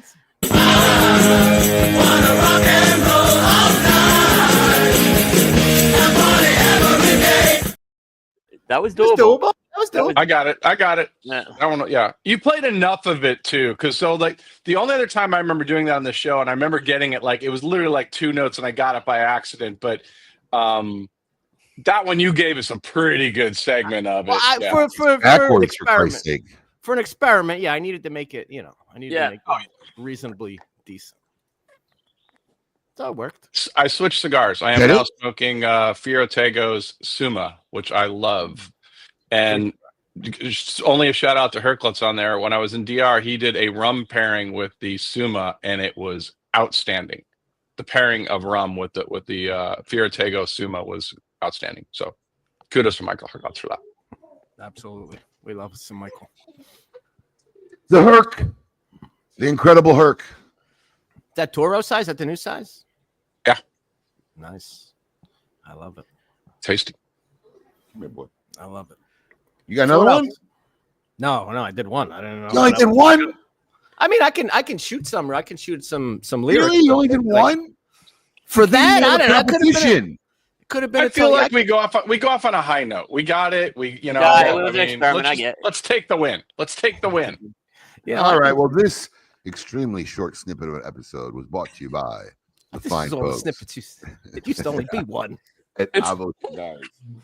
You know, I juiced it up a little. It used to only be one. Well, you ruined us. I know, right? This guy, not you. This guy sits at my feet and does not move the whole fucking show. At the I floor. love this guy. That's Kobe. Yep. What's up, Kobe? Say hi to everybody. Right there. Right there. Oh, you're a good boy. That's a photo op right there. He's Yeah, a it good is. boy. The other one's a spaz. She's so jealous, right? Look, she just jumped right up. She's such a spaz. You know, you can't get Is Is one that a without the other. dapple? What is that? They're Aussie Doodles. Aussie Doodles. Yeah. MJ and Kobe. She's just a jealousy one, but he sits at my feet the whole show. Won't leave. Now, so is MJ for Michael Jackson and Kobe for Kobe Beef? Yes. Almost. Or Kobe, the basketball player? It's MJ and Kobe, the ball players. Oh, all right. I should have just stuck to the music guess and called it good. Okay. Yes. Well, that was an interesting episode. Now I'm curious if we just got lucky or that's actually doable. One is not a good experiment. You just got lucky. They've got to be You do like popular 4 or 5 songs. of So them they got to see if this they is got to be actually like doable. All right. they got to be popular. I like the thought that hey, we got a new thing. Yeah, let's make it tougher. Couple. Yeah, let's make more. I like the thought of it. You know who the goat is in guessing songs though? Hector from Espinoza. Oh, Hector's really good. Him and I played it around out at Rocky Mountain one time, and Hector's sitting next to me, the speakers behind me, the rest of the group were in this big circle. I swear Hector was guessing the song before sound reached the other side of the circle and they had a chance to guess it. He was an absolute beast. Really interesting. Yes. May have to do a name that jam battle. You should. He is a beast. Hector and I talk a lot of music. Yeah. That could be interesting. Do a whole show. Name that jam battle. All the different types of ways we do it. I'm betting on Hector. I like This it. might be interesting. We might have a KMA special I edition. mean, maybe he's broadcast. got a certain genre, though. I mean, as we all do, we Nah. all have like an area that we're good at. There's 80s, 90s, whatever. But yeah, Hector's that late 80s yeah. kind of vibe is where he's at. Yeah. Coop's probably like the boy bands. He's probably nailing all those. Just a feeling. Coops. I'm 70s. I'm 70s. I'm 70s disco. and discos. Coops. Get it. Wow. Yeah. I'm not good at the 70s. Well, Cook was like born in 1950. What? I know. 67. But Coop is old. Coop was Coop in another life. I mean, that's just.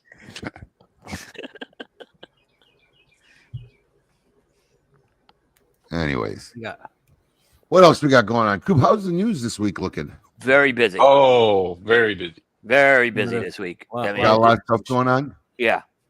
All right, why don't we shoot into it early? Maybe side Yeah, I think somebody. Yeah, it's a lot of conversation. Yeah. Yeah. Yeah, a lot of side conversation. tangents. All right, it's time Yeah. to find out from our dear friend William the Scoop Cooper what's going on this week. It's going to be the scoop time for the scoop with Coop. What's my theme music? The Scoop with Coop. Breaking industry news. Hear it first on KMA Talk Radio and cigar-coop.com.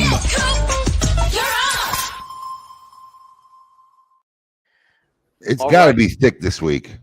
Well, yeah.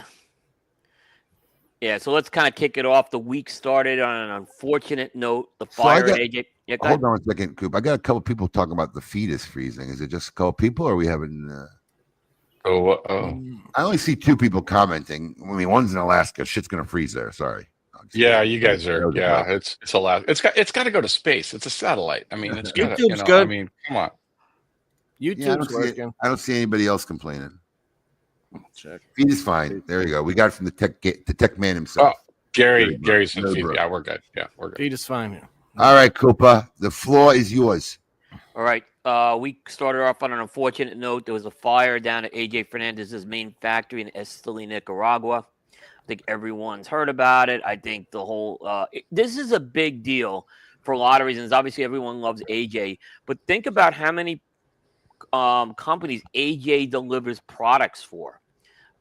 He is really that factory, not just his own brands, but he is one of the biggest manufacturers and producers for people of other brands right now. So this is a big deal that's happened on the eve of the trade show for sure.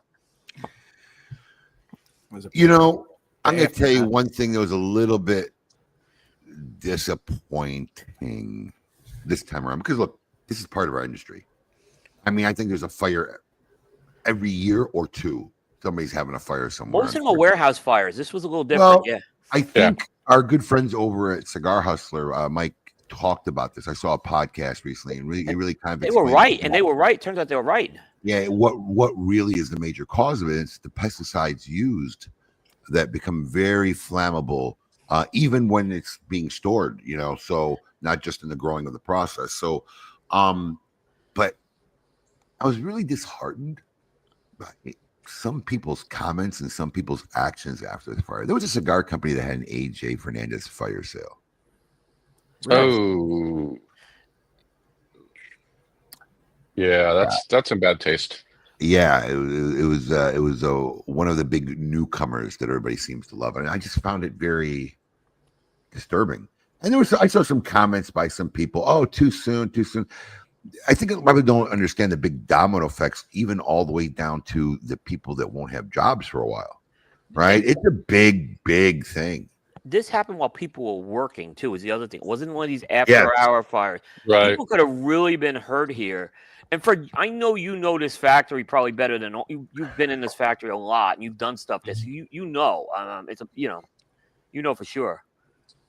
I mean, it's a big deal. And Coop's point is that look, a lot of the fires we have are in tobacco barns. Sometimes warehouses. Sometimes they can isolate it fairly quick because in the warehouse of how it's packed. Drying barns is a little bit different. But I mean, there's not a lot of just factory fires, and I was kind of curious, what could have caused it right out of the gate. It went up fast. It destroyed a lot very fast. Fortunately, AJ has another factory a little bit to fall back on, but that doesn't. This is the main factory. This is the big deal. I know there will be all hands on deck, but it is going to affect obviously some stuff. I'm sure some stuff that was getting ready for PCA was probably nearby. I don't know where it was stored. I mean, our hearts go out to the employees of that factory, to the menu, people that were waiting on a cigar and had a cigar there. Because think about, if your cigar was done, depending if it was in that fire area, to restart the process, roll and age and all that other stuff. I mean, because it was a packaging. I mean, this is the final step area. So it's a problem, And another comment that really kind of irks me is when they quickly go to, oh, it's an insurance thing. That's ridiculous. Let me tell you something. There ain't no amount of insurance money that a man or a company like AJ Fernandez needs. No, he's burning down their warehouse. I mean, if you're defunct and about to go out of business and on your last leg, you could be skeptical, but no company anywhere near the level of what AJ Fernandez's company is ever burning. The fact that people say shit like that, I don't know if it's me, but it just bothers me. No, I don't even know what the insurance is. I don't even know what the insurance is on that. Like, okay, so let's just say the building is taken care of insurance-wise. Whatever the product is, the disruption of service, the disruption of lines coming out, that's not insurance. Yeah. I would get, and it's not an insurance fraud. Look, we're in America. We know you get fucked by insurance. You're never covering your shit. Imagine what's going on over there. Yeah. AJ doesn't, he's not very active on social media. He's on social media, but this week you could see a lot of stuff. He was posting a lot of stuff from the heart this week. This definitely took him up personally. Forget the losses he had. I think he really feels bad what happened here. Yeah. Look. Can I read this promotion, Abe? Oh, you looked it up? Yeah. I won't say. Can I read this? You figured out who it was by my hint? Yeah. Go ahead. Okay, but if this is crazy. I want to preface this. It could have been done in good taste in a support element. I didn't see it. It could have been done in a support element of. You read this, Fred. I'm telling you, don't make that statement. You need to let me read this. I'm just saying it could have. I'm not. I'm just saying you need to let me read this. Let me read this.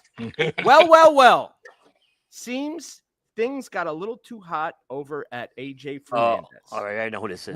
Rumor has it, a quotation, mysterious fires sparked up at the AJ facility. Wait a minute. End quote. Nice job. Coincidence? Question mark. Insurance hiccup? Question mark. Fraud? Question mark. Who's to say? All we know that some serious heat is now on sale.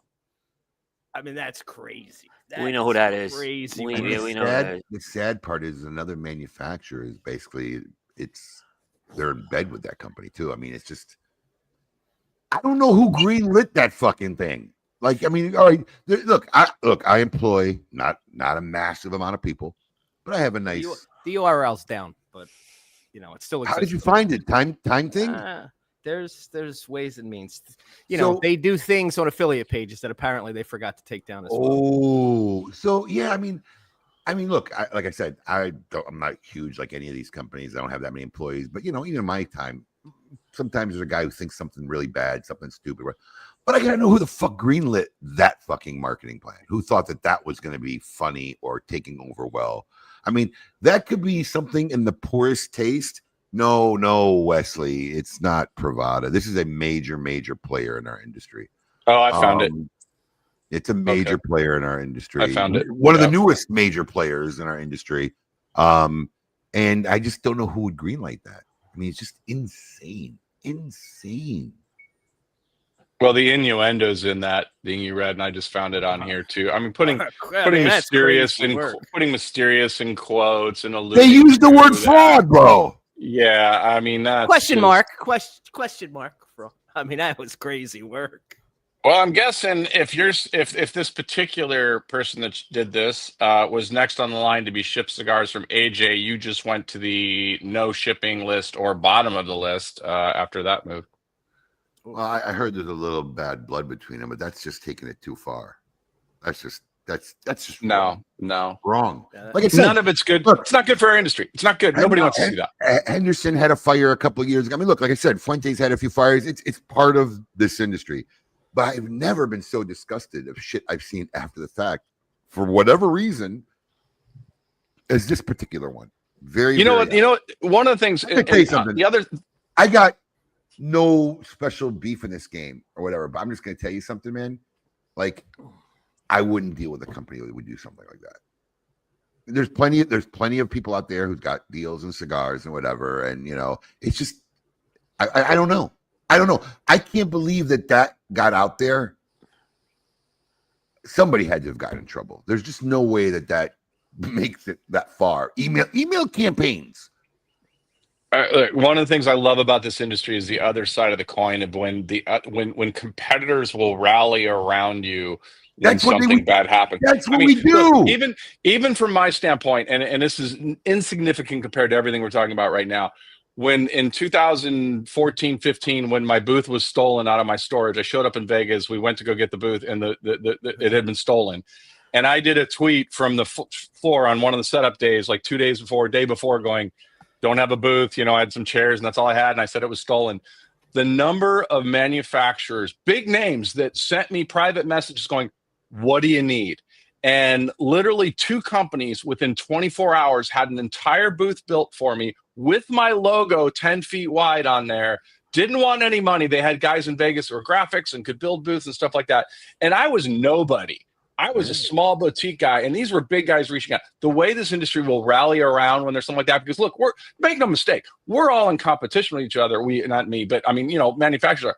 But when they can set that aside and do that, that's a big deal. And that's one of the things I love about this industry. It's the way it's supposed to be, man. It's the way I've always seen it being in this industry. The shit that's going on now, it's like it's almost like the new generation. But these hold on. The people involved in this are 2 of the oldest veterans in this industry, which is another mind-blowing thing. It's not like if it was the Pravada guy, you'd be like, oh, okay, well, he's doing his thing. These are 2 oldest entities. Oh, listen, the last thing the last thing he wants is an AJ fire. Believe me. Well, yeah, true. Look, I mean, it's. Look, you can be a disruptor in this industry and do things different, but you don't have to be disrespectful to those that brought it to the table, that built this industry, that are legacy. I agree. That's what I always say. I agree. Yeah. Crazy. I agree. Shit. I'm surprised you didn't see that, Alex. Usually you're the one who catches all the tea in the industry. Alex be texting me tea all the time.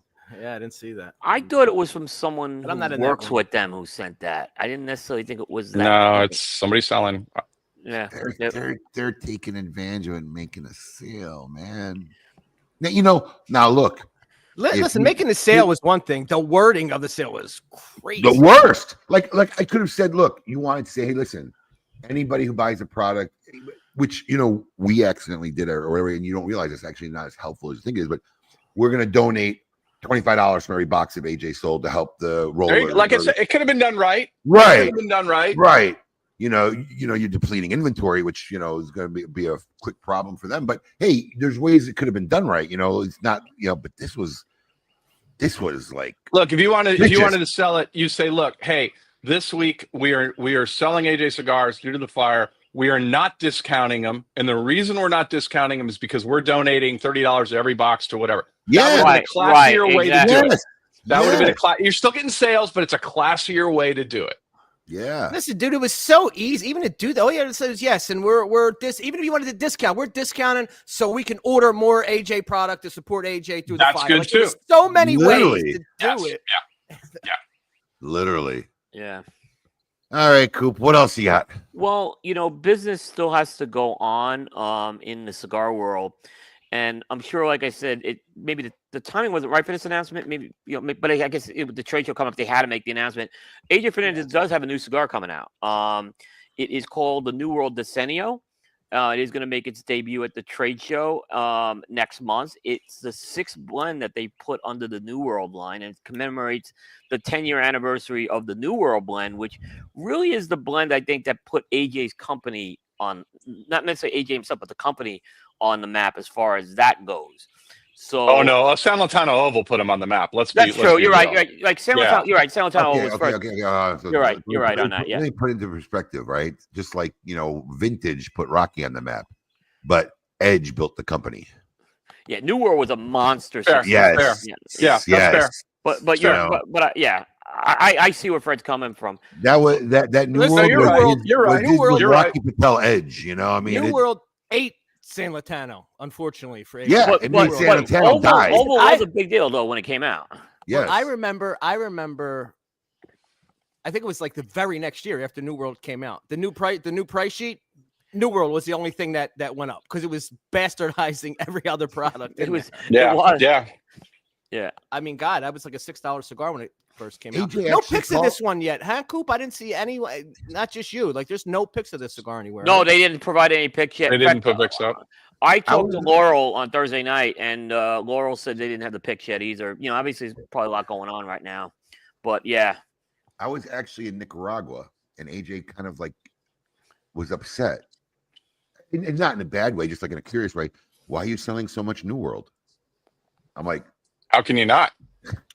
I don't know what that means. Well, when I'd like you to sell, obviously, he wants his portfolio to move, but the consumer demand is the consumer demand. Yeah, I didn't price New World at $5.50. You did. I'll tell you. Dude, there was a cigar that when I was there, and he wanted to put it out at $4, and I'm like, dude, don't. There's no reason to. Honestly, a sub $8 cigar is a win. Doesn't matter, 4, 5, 6, 7, doesn't matter. A sub $8 cigar is a win. 100%. Yeah, 100%. I agree. But this will be at the trade show. I believe it's going to be coming out in May. So they're gonna. I don't. Like I said, people ask me how are they getting. I don't know the answer to that. I can't give people the answer how it's coming out or anything. But AJ's a large operation. He's got a lot of facilities. Is what I'm just telling people. So not every AJ product is. Yeah. Is there pricing, Coop, or no? Yeah, the pricing is in that $10 to $12. I'm sorry, $12.50 to $15. $12.50 to $15. Okay.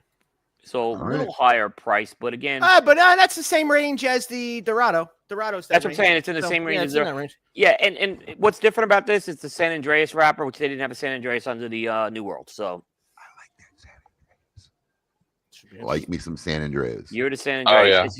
Oh yeah. We actually have a spreadsheet. Actually, John McTavish is starting the spreadsheet, so I want to give him credit. And he's tracking all the San Andreas releases. And I think he's over about 24 already. So there's a lot of San Andreas coming out at the show this year. You're the San Andreas. You're the San. I think it might be you're the sampler, but I think it's you're the San Andreas. Good because we've done. It's been a lot of broadleaf. It's been a lot of broad. It's good. I'm going to tell you something. When I first started getting into cigars, 1995-ish, like when 6-ish, when I really kind of started like knowing what a premium cigar was. San Andreas was hot, like pre-boom into boom. San Andreas was hot, and then you see the cycles. You know what cycle I just really haven't seen really come back? Because there was a point like in the middle of my career where like everybody had one and it was a shit. Cameroon. Well, Why is Cameroon? Somebody will make one, but there was a period where everybody had a Cameroon. Like everybody has a broadleaf now, right? JC Newman had a Cameroon. Oh, I mean, all Fuente stuff have a Cameroon. CAO made their Cameroon. Perdomo made their not Cameroon. at that level. Yeah, not at that level. You're right. Yeah, Back in the late '90s. Yeah. Let me ask you guys a question, and I legitimately don't know the answer to this whatsoever. Is Habano probably the cheapest wrapper to buy? It is probably. And I'm gonna here's the reason I ask, because anytime there's a schlep with a cigar that he's trying to push, it's always a fucking Habano. So I'm just curious. I'm gonna defer and not to Fred knock on that Habano one. wrappers. Yeah, I'm just talking about in price range of, because I like a good Habano. I like him, but it just seems like Habano is always kind of like, the guy who started a brand. Cigars. Yeah, I remember in Nicaragua they grow a lot of Habano, and same in Honduras. They can grow that more. So they're less dependent, like Ecuador, for example. They're dependent on getting the Ecuadorian Connecticut from Ecuador, Connecticut broadleaf, obviously from the U.S. So they can kind of grow it there. So I think there's obviously some savings. More readily available. Yeah, but I don't know if it is the least expensive wrap. I couldn't tell you. I look. I haven't looked up wrapper prices for a while, but one thing I will tell you, it is probably one of the most versatile to play with a lot of different blends. So it's an easy one to go to that is consistent, that plays with a lot of blends very well. It's abundant, it's available, it's hardier. Connecticut can be very thin to work with. Cameroon can be thin to work cracks with all the time. I mean, Cameroon's it's a nightmare. So are you going to gravitate towards a wrapper that's reliable? Cameroon. I really wish it would 100%. come back. I like seeing people working with it, making different stuffs. Look, that's one of the reasons why our Alex, I found like the last 3 sticks of Anonymous or 8 sticks of Anonymous somewhere. That's right. I remember. I saw him. Yeah, he's like, "Where'd you find this?" I said, "I was working in the warehouse. Fucking found this shit. Bought it back for me." But it's literally coincidentally, our AJ Fernandez microblend project, right? We literally picked one of our favorite lines and we said, "Can you make this with a Cameroon? Can you just see what it'll come out with?" And literally the response was, nobody tells AJ what to put on a cigar. I mean, like I'm not gonna tell him that, but somebody did, and he was elated. He said it worked, and they ended up making, kind of fucking with us, made us a box pressing around, and we didn't know what the fuck to choose, and we're like, oh, we're gonna do both. But the Cameroon, man, if it's done right, you get so much cool flavor and body. I'd like to see a Cameroon Renaissance come back. Yeah, and then you get into the whole thing, African Cameroon versus non-African Cameroon, and there are different ones. The African one's considered the best. I like that. Yeah, that's the only one I really consider Cameroon in my book. Yeah, so that Don Carlos Cameroon. Yeah. Ernesto got a bunch of the Mirafel Cameroon for the Indoor recently, so he's kind of coming out with that. So they're kind of. I know Mirafel's trying to brand it. Yeah. Can you remember your first box purchase, Fred? I don't. Alex? I don't. 601 Blue Toro. Original. Really? My father blend, yeah. Cool. CEO Brasilia. Oh, wow. All right, let's have a little fun, everybody. If you can remember what your legitimate first box purchase was, put it in the comments. Mine was a Don Carlos #2. Wow, that's a good one. I remember putting those sexy torpedoes in my humidor one by one. Yeah, I remember. It was my first box purchase ever. If I was to guess, I would probably say Fuente 858s. If I was to guess on what solid time, solid. Sun-grown. Mm-hmm. Yeah, gotta be the sun-grown. Sun-growns are hard to come by back then. I know. Just period. The 858 sun-growns were harder to come by. We got some Hemingway. Yeah. Don Carlos would have been a close second, though. Oh, come on, Tom. That can't be your first. Well, the ESV. Well, Michelle was probably doing the order. Perdomo ESV, yeah. ESV maybe, but I'm gonna guess he's trying to say Umbagog there, but that can't be your first. He's 858. Well, it's box now. Now there's I know a lot of people take a while to make their first box purchase. Like maybe that is true. I can maybe see that. Yeah, that is true. That was depending on how long you smoke, though. Like, so I'm somewhere around, late 90s is when I really could afford cigars, probably. I mean, prior to then, but buying a box in the late 90s, it was easier to make a box call than it is now. Yeah. the truth comes out. Yeah. Okay. Yeah, that makes No, sense. there's nothing wrong with that. By the way, nothing wrong with that. Nothing wrong with that. Really, I would have put him on Kubas, but okay. Yeah, I'll accept that. Yeah, no, there's nothing wrong with that. Yeah, that's a Holy great shit. gateway cigar to people. Yeah. Do they still make this brand? I know Davidoff acquired it. I don't think Did they finally give up on it? I haven't still seen there's it. still Cusanos, but they're different now. Yeah. Yeah, maybe Cadillac. I don't know. Does anybody know or is like where Mike Cusano is? No. He literally is the one person I could think of in my whole career that just got out and disappeared, like witness protection program kind of shit. He's gone. Joe Cusano kind of came back for a No, short he time. stayed with Davidoff for a while. He stayed Yeah. employed by Davidoff Yeah. for a while. Yeah. But Mike, man, like he witness protection program, like the marshals picked him up and planted him somewhere. He's gone. We gotta track him down. I think we should. I think we All got. right. We'll talk about that. We need do more an news. expose We need on more Michael news. We Cusano. got 20 minutes. Abe, Yeah. I found. I don't know where we left off because I was looking. I found Tom Pauser's first Smoke In box From us, yes. Yes. Oh, look at Tom, you. Are we going to out him? Are we going to out him? Yeah, it's a good buy. It's a good buy. Tom Pauser's first Smoke In purchase was a box of CAO Vision 2020. No, that was the big nice Wow. humidor Oof. that plug. Yeah. Oof. It wasn't the Oof. same as the original. The Tim Osgood one was better. They made that one. The original came out of La Aurora. That CEO Vision. Oliver just said stop by United booth. He'll be there. I mean, makes sense. I would hope he would be there. Who will be there? No. He's talking about Mike Cusano. Oh, That's what I'm wondering.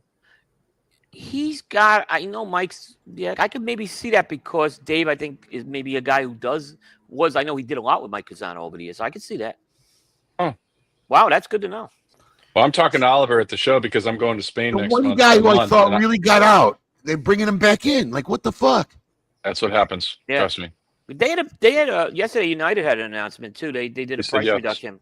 They had a price reduction of their United line. So Well, I love that move. Anytime you can Oliver, just go against you're the such a fan of grain. the show, Oliver. How about shipping us some product? I mean, seriously, you're on the show every week, man. Get us some product. All I know is I keep placing orders, and next week I'm placing orders. It's the same shit. It's not because You we know sold what? it. Oliver, I got your back. I watched Oliver on a show a couple weeks ago, and I was impressed at the amount of aging and stuff like that. Like I said, I'm going to Spain, Yeah. so I want to see the facility in That Spain. So I'm going whole- to be there I'll be there for a month. But I was impressed with what their process was and how long they age them, and how long it's taken for them to up production to be able to meet the demand on there. So I'm excited, and I know that they were bumping up production. So I'm looking forward to it. yeah, I mean, Oliver was talking about Thursday night show with us too. That aging process is Nelson Alfonso does it with the selected tobacco. I've got to see that facility when I'm in Spain. I've got to see that. Yeah, you should. Oliver talked a lot about it on Thursday night show. Actually, Yeah. it's Talking really to going Nelson to be. is actually a great experience. He's so interesting to talk Yeah. to. Oh my God, he's great. Yeah, but United made a good move, Fred, with the price reduction. They were able to do that because they Love brought it. box production in house where they were going. So that they just basically passed the savings on with that. So there's a reason why they were able to do that. In the middle of all the tariff and scare Right. and prices, to go out with that move, which is a good thing to give the retailers a lifeline on certain things if that's their brands and that's what they have. I loved it. I thought it was great. Yep. And speaking of tariffs, that was the other big news this week. My phone blew up for about a day and a half straight. Hold on. I didn't realize my mic was off. I had to clean it. Sorry, Coop. Okay. I was trying to make I had a great segue. You know who the last guy who lowered their prices when everybody else went up? Nick. S-Chip. S-Chip. And what a move that turned out to be. Blew his shit out of the water. No, it's a brilliant move. That's why I thought this was a brilliant move what they did with the United line too. It reminded me of it. I mean, literally, everybody raised their price during Ed-Chip, and then Nick said, we're lowering. Yeah. So. And it's a nice value cigar that United. It's a favorite of a lot of us on the team. So yeah, they did a good job with that. Oliver, we'll see you next week, New Orleans. Yep. 100%. All right. What's up? What's next, Coops? Tariffs. So my phone was blowing up for about a day and a half because I told people I really can't answer a lot of the questions what this is going to mean with the tariffs. I saw one company already raise their prices 10%. And I'm like, really? Let me tell you something. Yeah. I was literally talking to Matt. I'm going to say, listen, I'm going to tell you what. Any borderline company that raises tariffs and they haven't even really had their price increased already, but they're raising already. I'm almost contemplating not carrying the brand. I'm tired of the fucking shittery. All right, it's not, you haven't even been raised prices yet. You don't even know what the impact is, and you're already taking advantage of the situation to raise prices, and you're going to say it's about tariffs?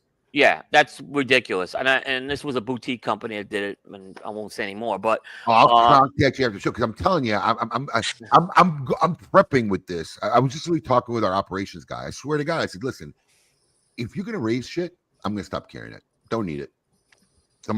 They could buy it somewhere else. I'm just tired of it. Most of the legitimate price increases, whatever. You're going to raise prices before it's even got incurred. No, everybody I've talked to still doesn't even know how this is going to play out yet. We don't know how it's going to play out. That's what we're talking about. And you want to fucking raise prices based on tariffs? I'm not playing that game. No, and most of the companies we talked to on Thursday night on our show, we had different companies on.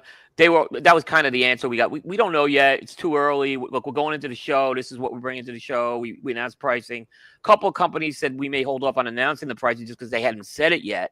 But for the most part, yeah, I don't think anyone's knee-jerk reaction on just yet. It's going to have an impact. We know that. Yeah. And just so I'm clear, a price increase is really, and I've said this before in the past, it's never really bad for the retailer. No. The value of my inventory goes up. The value of my company goes up. And the consumer at the end really makes two choices every price increase. Do I love the cigar enough to pay more money, or do I just look for another cigar in the price range that I'm comfortable with and smoke that? So it's never bad for me. So you're like, why are you getting all upset? Because it's just bullshit. And then my consumers end up paying the price for nothing. I just don't like people taking advantage of shit. I'm telling you, if I see it, I kind of felt it during the FDA user fees and shit. They're already like, people kind of did it in the FDA shit before really they had any kind of clue of what impact all that shit was going to be. They were just all raising prices or whatever. I'm not going to be so quiet this time around. That's all. I don't blame you. What else, Scoop? If you're a Blackwork Studio fan, they're celebrating their 10-year anniversary.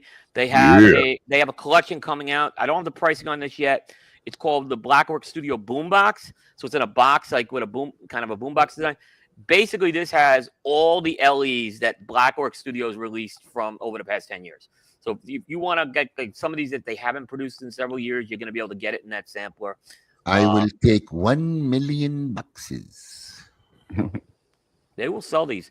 They did that one we had before. The Hive, that big one. The Hive. Yeah, and the Hive, yeah. So they know what they're doing with that, and that's pretty exciting to see.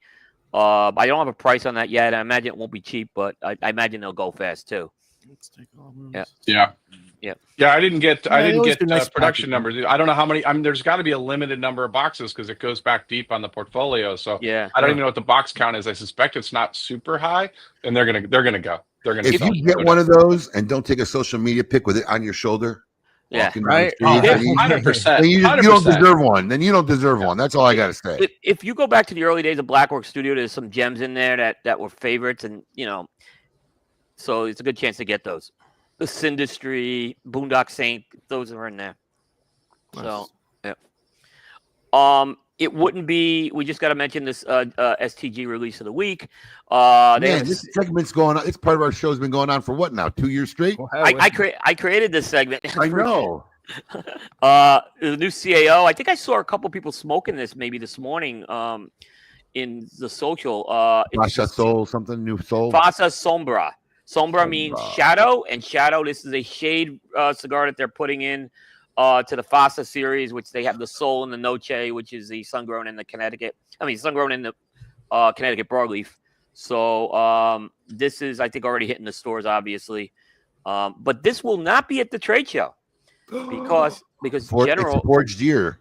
It's forged year, not General's year. Oh yeah, I don't get that. I don't get that. I don't know. I didn't get why they're announcing. I didn't know that was a thing. Yeah, it is. Yeah. I mean, look. Once again. Somebody's getting paid very well to do a shitty job at something, right? I mean, it's just, you just fucking make a new booth and both companies in one place. I get it, but we all know you're the same company, okay? We all know you're the same company. Yeah. So whatever image you were trying to say, oh, this is our boutique Park Forge, whatever. It didn't work. What a waste of space. I look at it as like the Old Navy Gap model. They're owned by the same people. It's like, I don't care if you buy at this store or you go across the mall and you buy at that store. Either way, I'm getting paid. and there's demand for both. So I get that they can focus on one each year, but hold on. Put up two booths. Put up two booths. Back it up, Rooster. Listen, this isn't a consumer show. It's an industry show. We'll fucking know they're all the same shit. Yeah. Okay? This ain't at the retail level. We all know you're wasting my fucking ass time having to walk here and walk. You're the same fucking company. All you have is double the labor, double the man force, double this thing. You could have all done this with one thing. And let me tell you something. The forge side of the fucking business ain't that efficient. You're probably better off now having one people run both. Because we've been trying to get LBD blackout for probably the last 2 years. They can't find boxes, cigars. I'm going to tell you something. When LBD black finally lands, and we get it out there, it's going to be probably the most aged cigar we've ever released in the history of my organization. Fucking cigars has been going on like 2.5 years sitting there. Nobody can make a fucking box. It's literally, I pulled Uncle Dave over aside at the Great Smoke. And Dave made shit happen. Shit's on the way. Dave comes through again. Dave is the beast.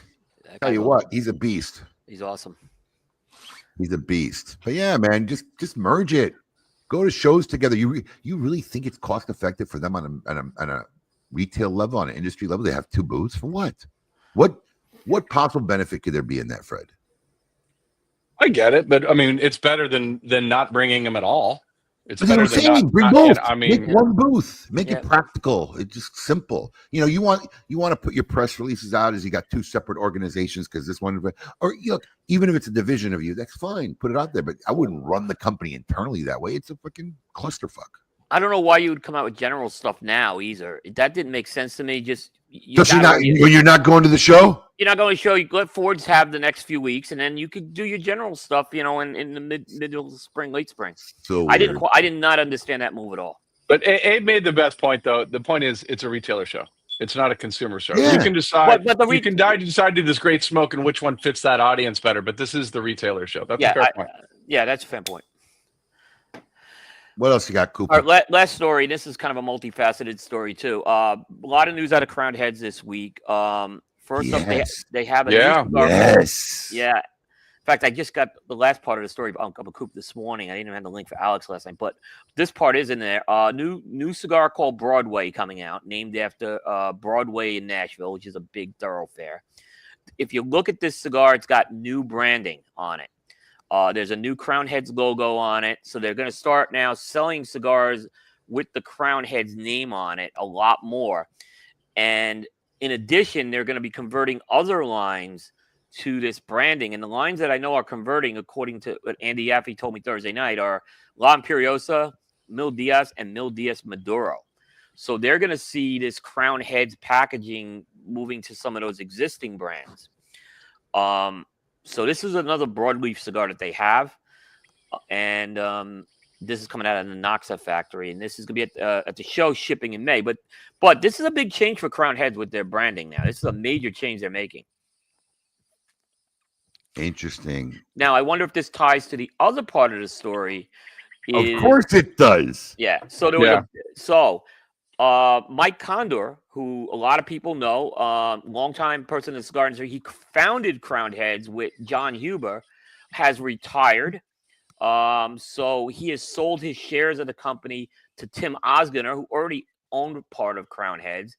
So Tim Osgener now is the CEO of Crowned Heads. Mike steps aside, and so John Huber will be the president of the company. So yeah, there's changes going on there now for sure. I didn't know Mike very well. I did interview him at one trade show, but I don't know Mike very well. I didn't know Mike very well till about 5 years ago. We played a round of golf together, and I loved the guy. The guy was awesome. I mean, just smart. But a lot of the consumers don't know who he is because they barely know who John Huber is in a lot of ways because John Huber's not out there a lot, and that's the way they run the company. Condor's even more in the background, which is fine. Which I find really interesting because when they started very social media strong. They had these cute little videos, banter going back and forth. Then they retired after 6 months. You never saw them again. John and Tim have started to bring a little of that back on YouTube in the last year or so. They used to go Ozheads is what they've been doing. I mean, I find it very. I don't know. There's tea here somewhere. I'm gonna dig at the trade show. It's yeah, but obviously, when we did the show last week, and we showed Tim's cigar, the Caratoba, he kind of changed his branding. The Oz logo and the CH logo have some little bit of similarity to it, is what I'll say. So I wonder how long before. I mean, look, if I was going to do this move, I just would have unified everything. That's what I mean, they already really are unified in terms of sales team and everything. So I don't know, it gets more complicated with equities. And I've been in a couple of partnerships, and I know how that works. That gets a little more complicated sometimes to do those types of things. I'm surprised they're rebranding like Mil Diaz and stuff, which to me is very identifiable on the shelf. I love that cigar. So look, I mean, we've all seen it could be some repackaging. IP rights issues. Who knows? I don't know. I just hope that it's identifiable and still moves, because there's some stuff in the brand they're messing with. They're not going deep. They're not going back to the real old stuff that I feel needs a refresh, but we'll see. This is a good question. At this point in this time, I think it's much more viable to keep the Crown Heads name. Crown Heads, I agree. Oh, 100%. Oz's name is you make Oz a brand within Crown Heads. Yeah. Yes. That's what you move 100%. Forward under the Crown Heads name, hands down. That's what I would say. We've talked a lot about the Oz thing too, and I think that some of the branding has been a little difficult. And I think this new cigar, we were talking last week how great the branding was on that. So that's always a really good sign with that. True that. I think that Broadway cigar looked really nice. I did think that was a very nice branding they did on it. So if that's a sign of things, I'm gonna have some confidence that the new stuff's gonna be pretty nice looking. I've always liked the uncomplex labeling of Crown Heads. I've always liked how clean it is, how easy it was. I like Tim's cigars a lot. His bands are much more intricate, much you kind of got to look at them a lot deeper. So I hope they don't lose that. But look, someone's higher pay grade than I that knows the overall direction where they're going. We'll see. Yeah. All right. Yep. We got 4 more minutes for 2 more segments. Yeah, we're done. We're done. That could be the longest scoop with Coop in the history of KMA Talk Radio. It was big stuff this week. It was big stuff this week. Good shit this week. And for more information, please visit our friend over at cigar-coop.com. Now it's time for week number 2. I think it's season 11? Can't keep track. Season 11 of Tale of the Tape.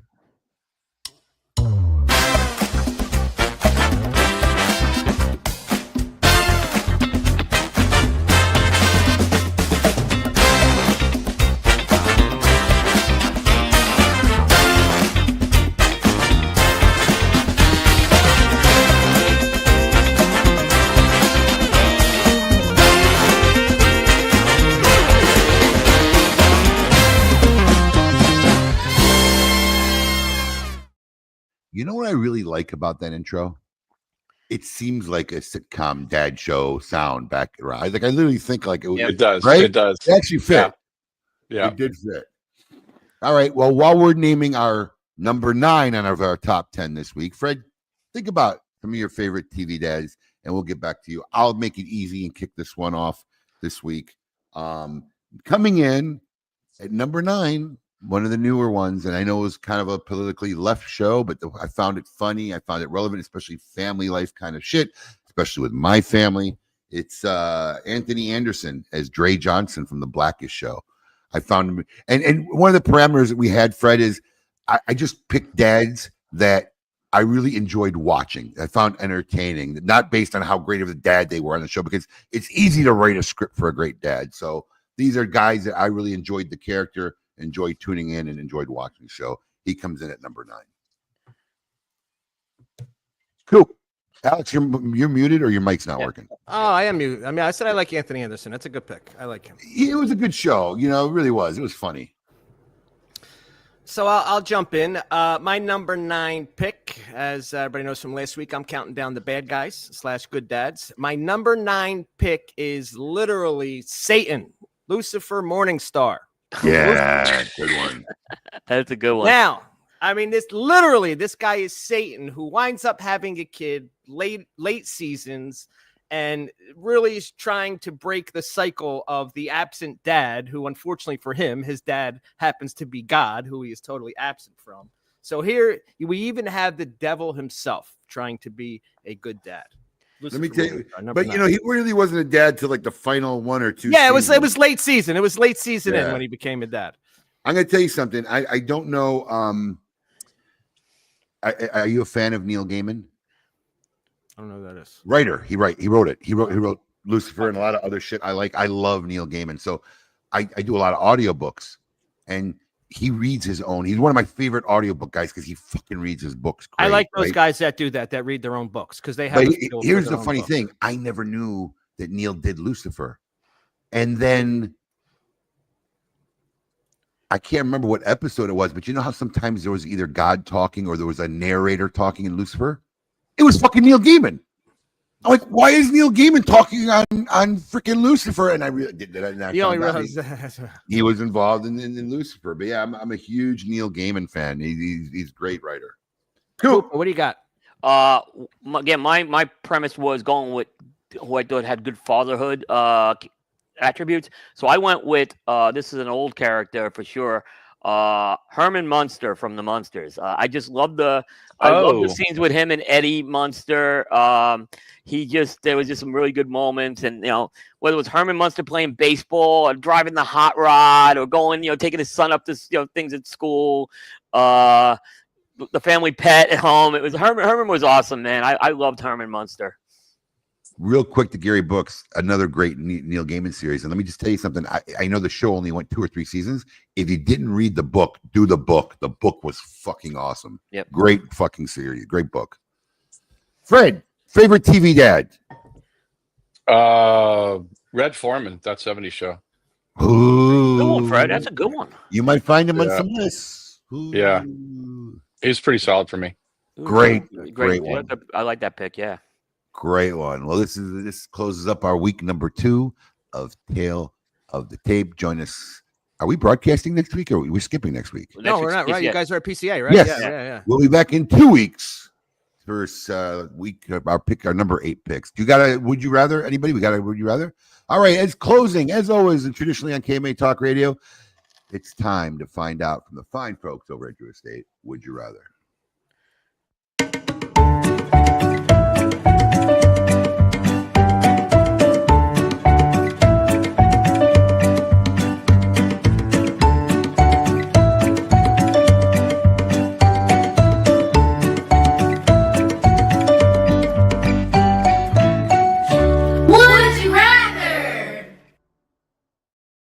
All right, here we go. It took me about 3 weeks, but I finally got that done. There we go. Yeah, I got on. I got to give her credit. Izzy, I think Izzy redeemed herself this week. We're going to Izzy. Oh, good. All right. Hey, everybody. It's your girl, Drew Estate Izzy. And on this edition of Would You Rather, we're going to talk about travel. Would you rather sit in the aisle seat or the window seat? That's a good question. That's a good question. And I'll start because I feel like I'm an aisle guy. I prefer the aisle seat.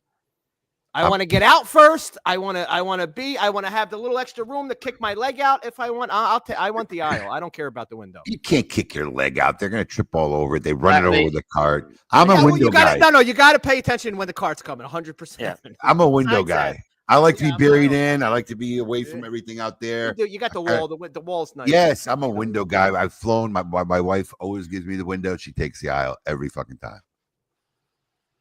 Aisle. What about? I'm an aisle guy for Really? all the reasons Alex said. Yeah. Plus, I don't really. If someone's What you get out sleeping faster? It's 4 inches. The seat 3 inches next to you. I mean, how much faster are you getting out? It's not the out. speed. I'm out. It's So, not the speed. I'm going to tell you the only argument for an aisle, which never affects me because I can never use the lavatory, is you got to go to the bathroom a lot. Well, that's why I don't like. That's why I don't like the window. I don't want to wake someone up. Yeah. I could see that, but I mean, I've never used the lavatory like in the last 30 years. So, I mean, I just bury myself in, make sure I go before any long flight, and I'm good to go. Fred? I have the bladder of a 6-year-old. I am 100% aisle. Wow, 3-1. I am outnumbered 3-1. Plus, I like one side, nobody's on me. Like, nobody's here. Right. Like, the extra space feels like more space. It does. Yeah. Well, there you have it. You don't have to take into consideration the bathroom thing. That's why. You'll go an 8-hour flight without. Right. I mean, like I said, Still not taking that's what I said. That's my only argument Right. I'd rather be Right. sitting You in don't- the you house. don't- Wait. Can you sleep on a plane? Can you sleep on a plane? Me? Yeah. Like a motherfucking baby. Then I would take a window if I could. I can't sleep on a plane. Yes, I go right out. You don't remember my head pillow that Alex Bradley got me? No, listen, Abe's Alex quick. Bradley. You take off. He says a quick prayer. Abe does a quick prayer before. Oh, you flown sitting next to me? Oh, we went to Texas. That's right. And then he's out. Then he's out. Then he goes out. Yeah, quick prayer. Yeah, because I don't sleep usually. I always take early flights, and I'll stay up all night and go straight to the airport. So I'm usually off like by takeoff. I'm out like a light. But I don't like getting hit in an aisle. Like people walking by because I'm wide. So if I'm in an aisle, my shoulder's sticking out, and And plus you're sleeping too. Plus you sleep too. Ding, You're getting ding, cart hitting in. You're not as wide as you used to be. You might want to revisit aisles. In fact, that was the one thing about the opera last night. I said, "No, God damn, when did they fucking make these seats so big?" All right, everybody. Thank you for joining us. As always, the best way to start your Saturdays here with the fine folks over at KMA Talk Radio. We love you guys all. Enjoy your weekend. Be safe. We'll be back in 2 weeks after the PCA, everyone. Till then, Fred, thank you for joining us, being a guest host. I'm sure we'll have you on again. But until next time, everyone, keep it lit.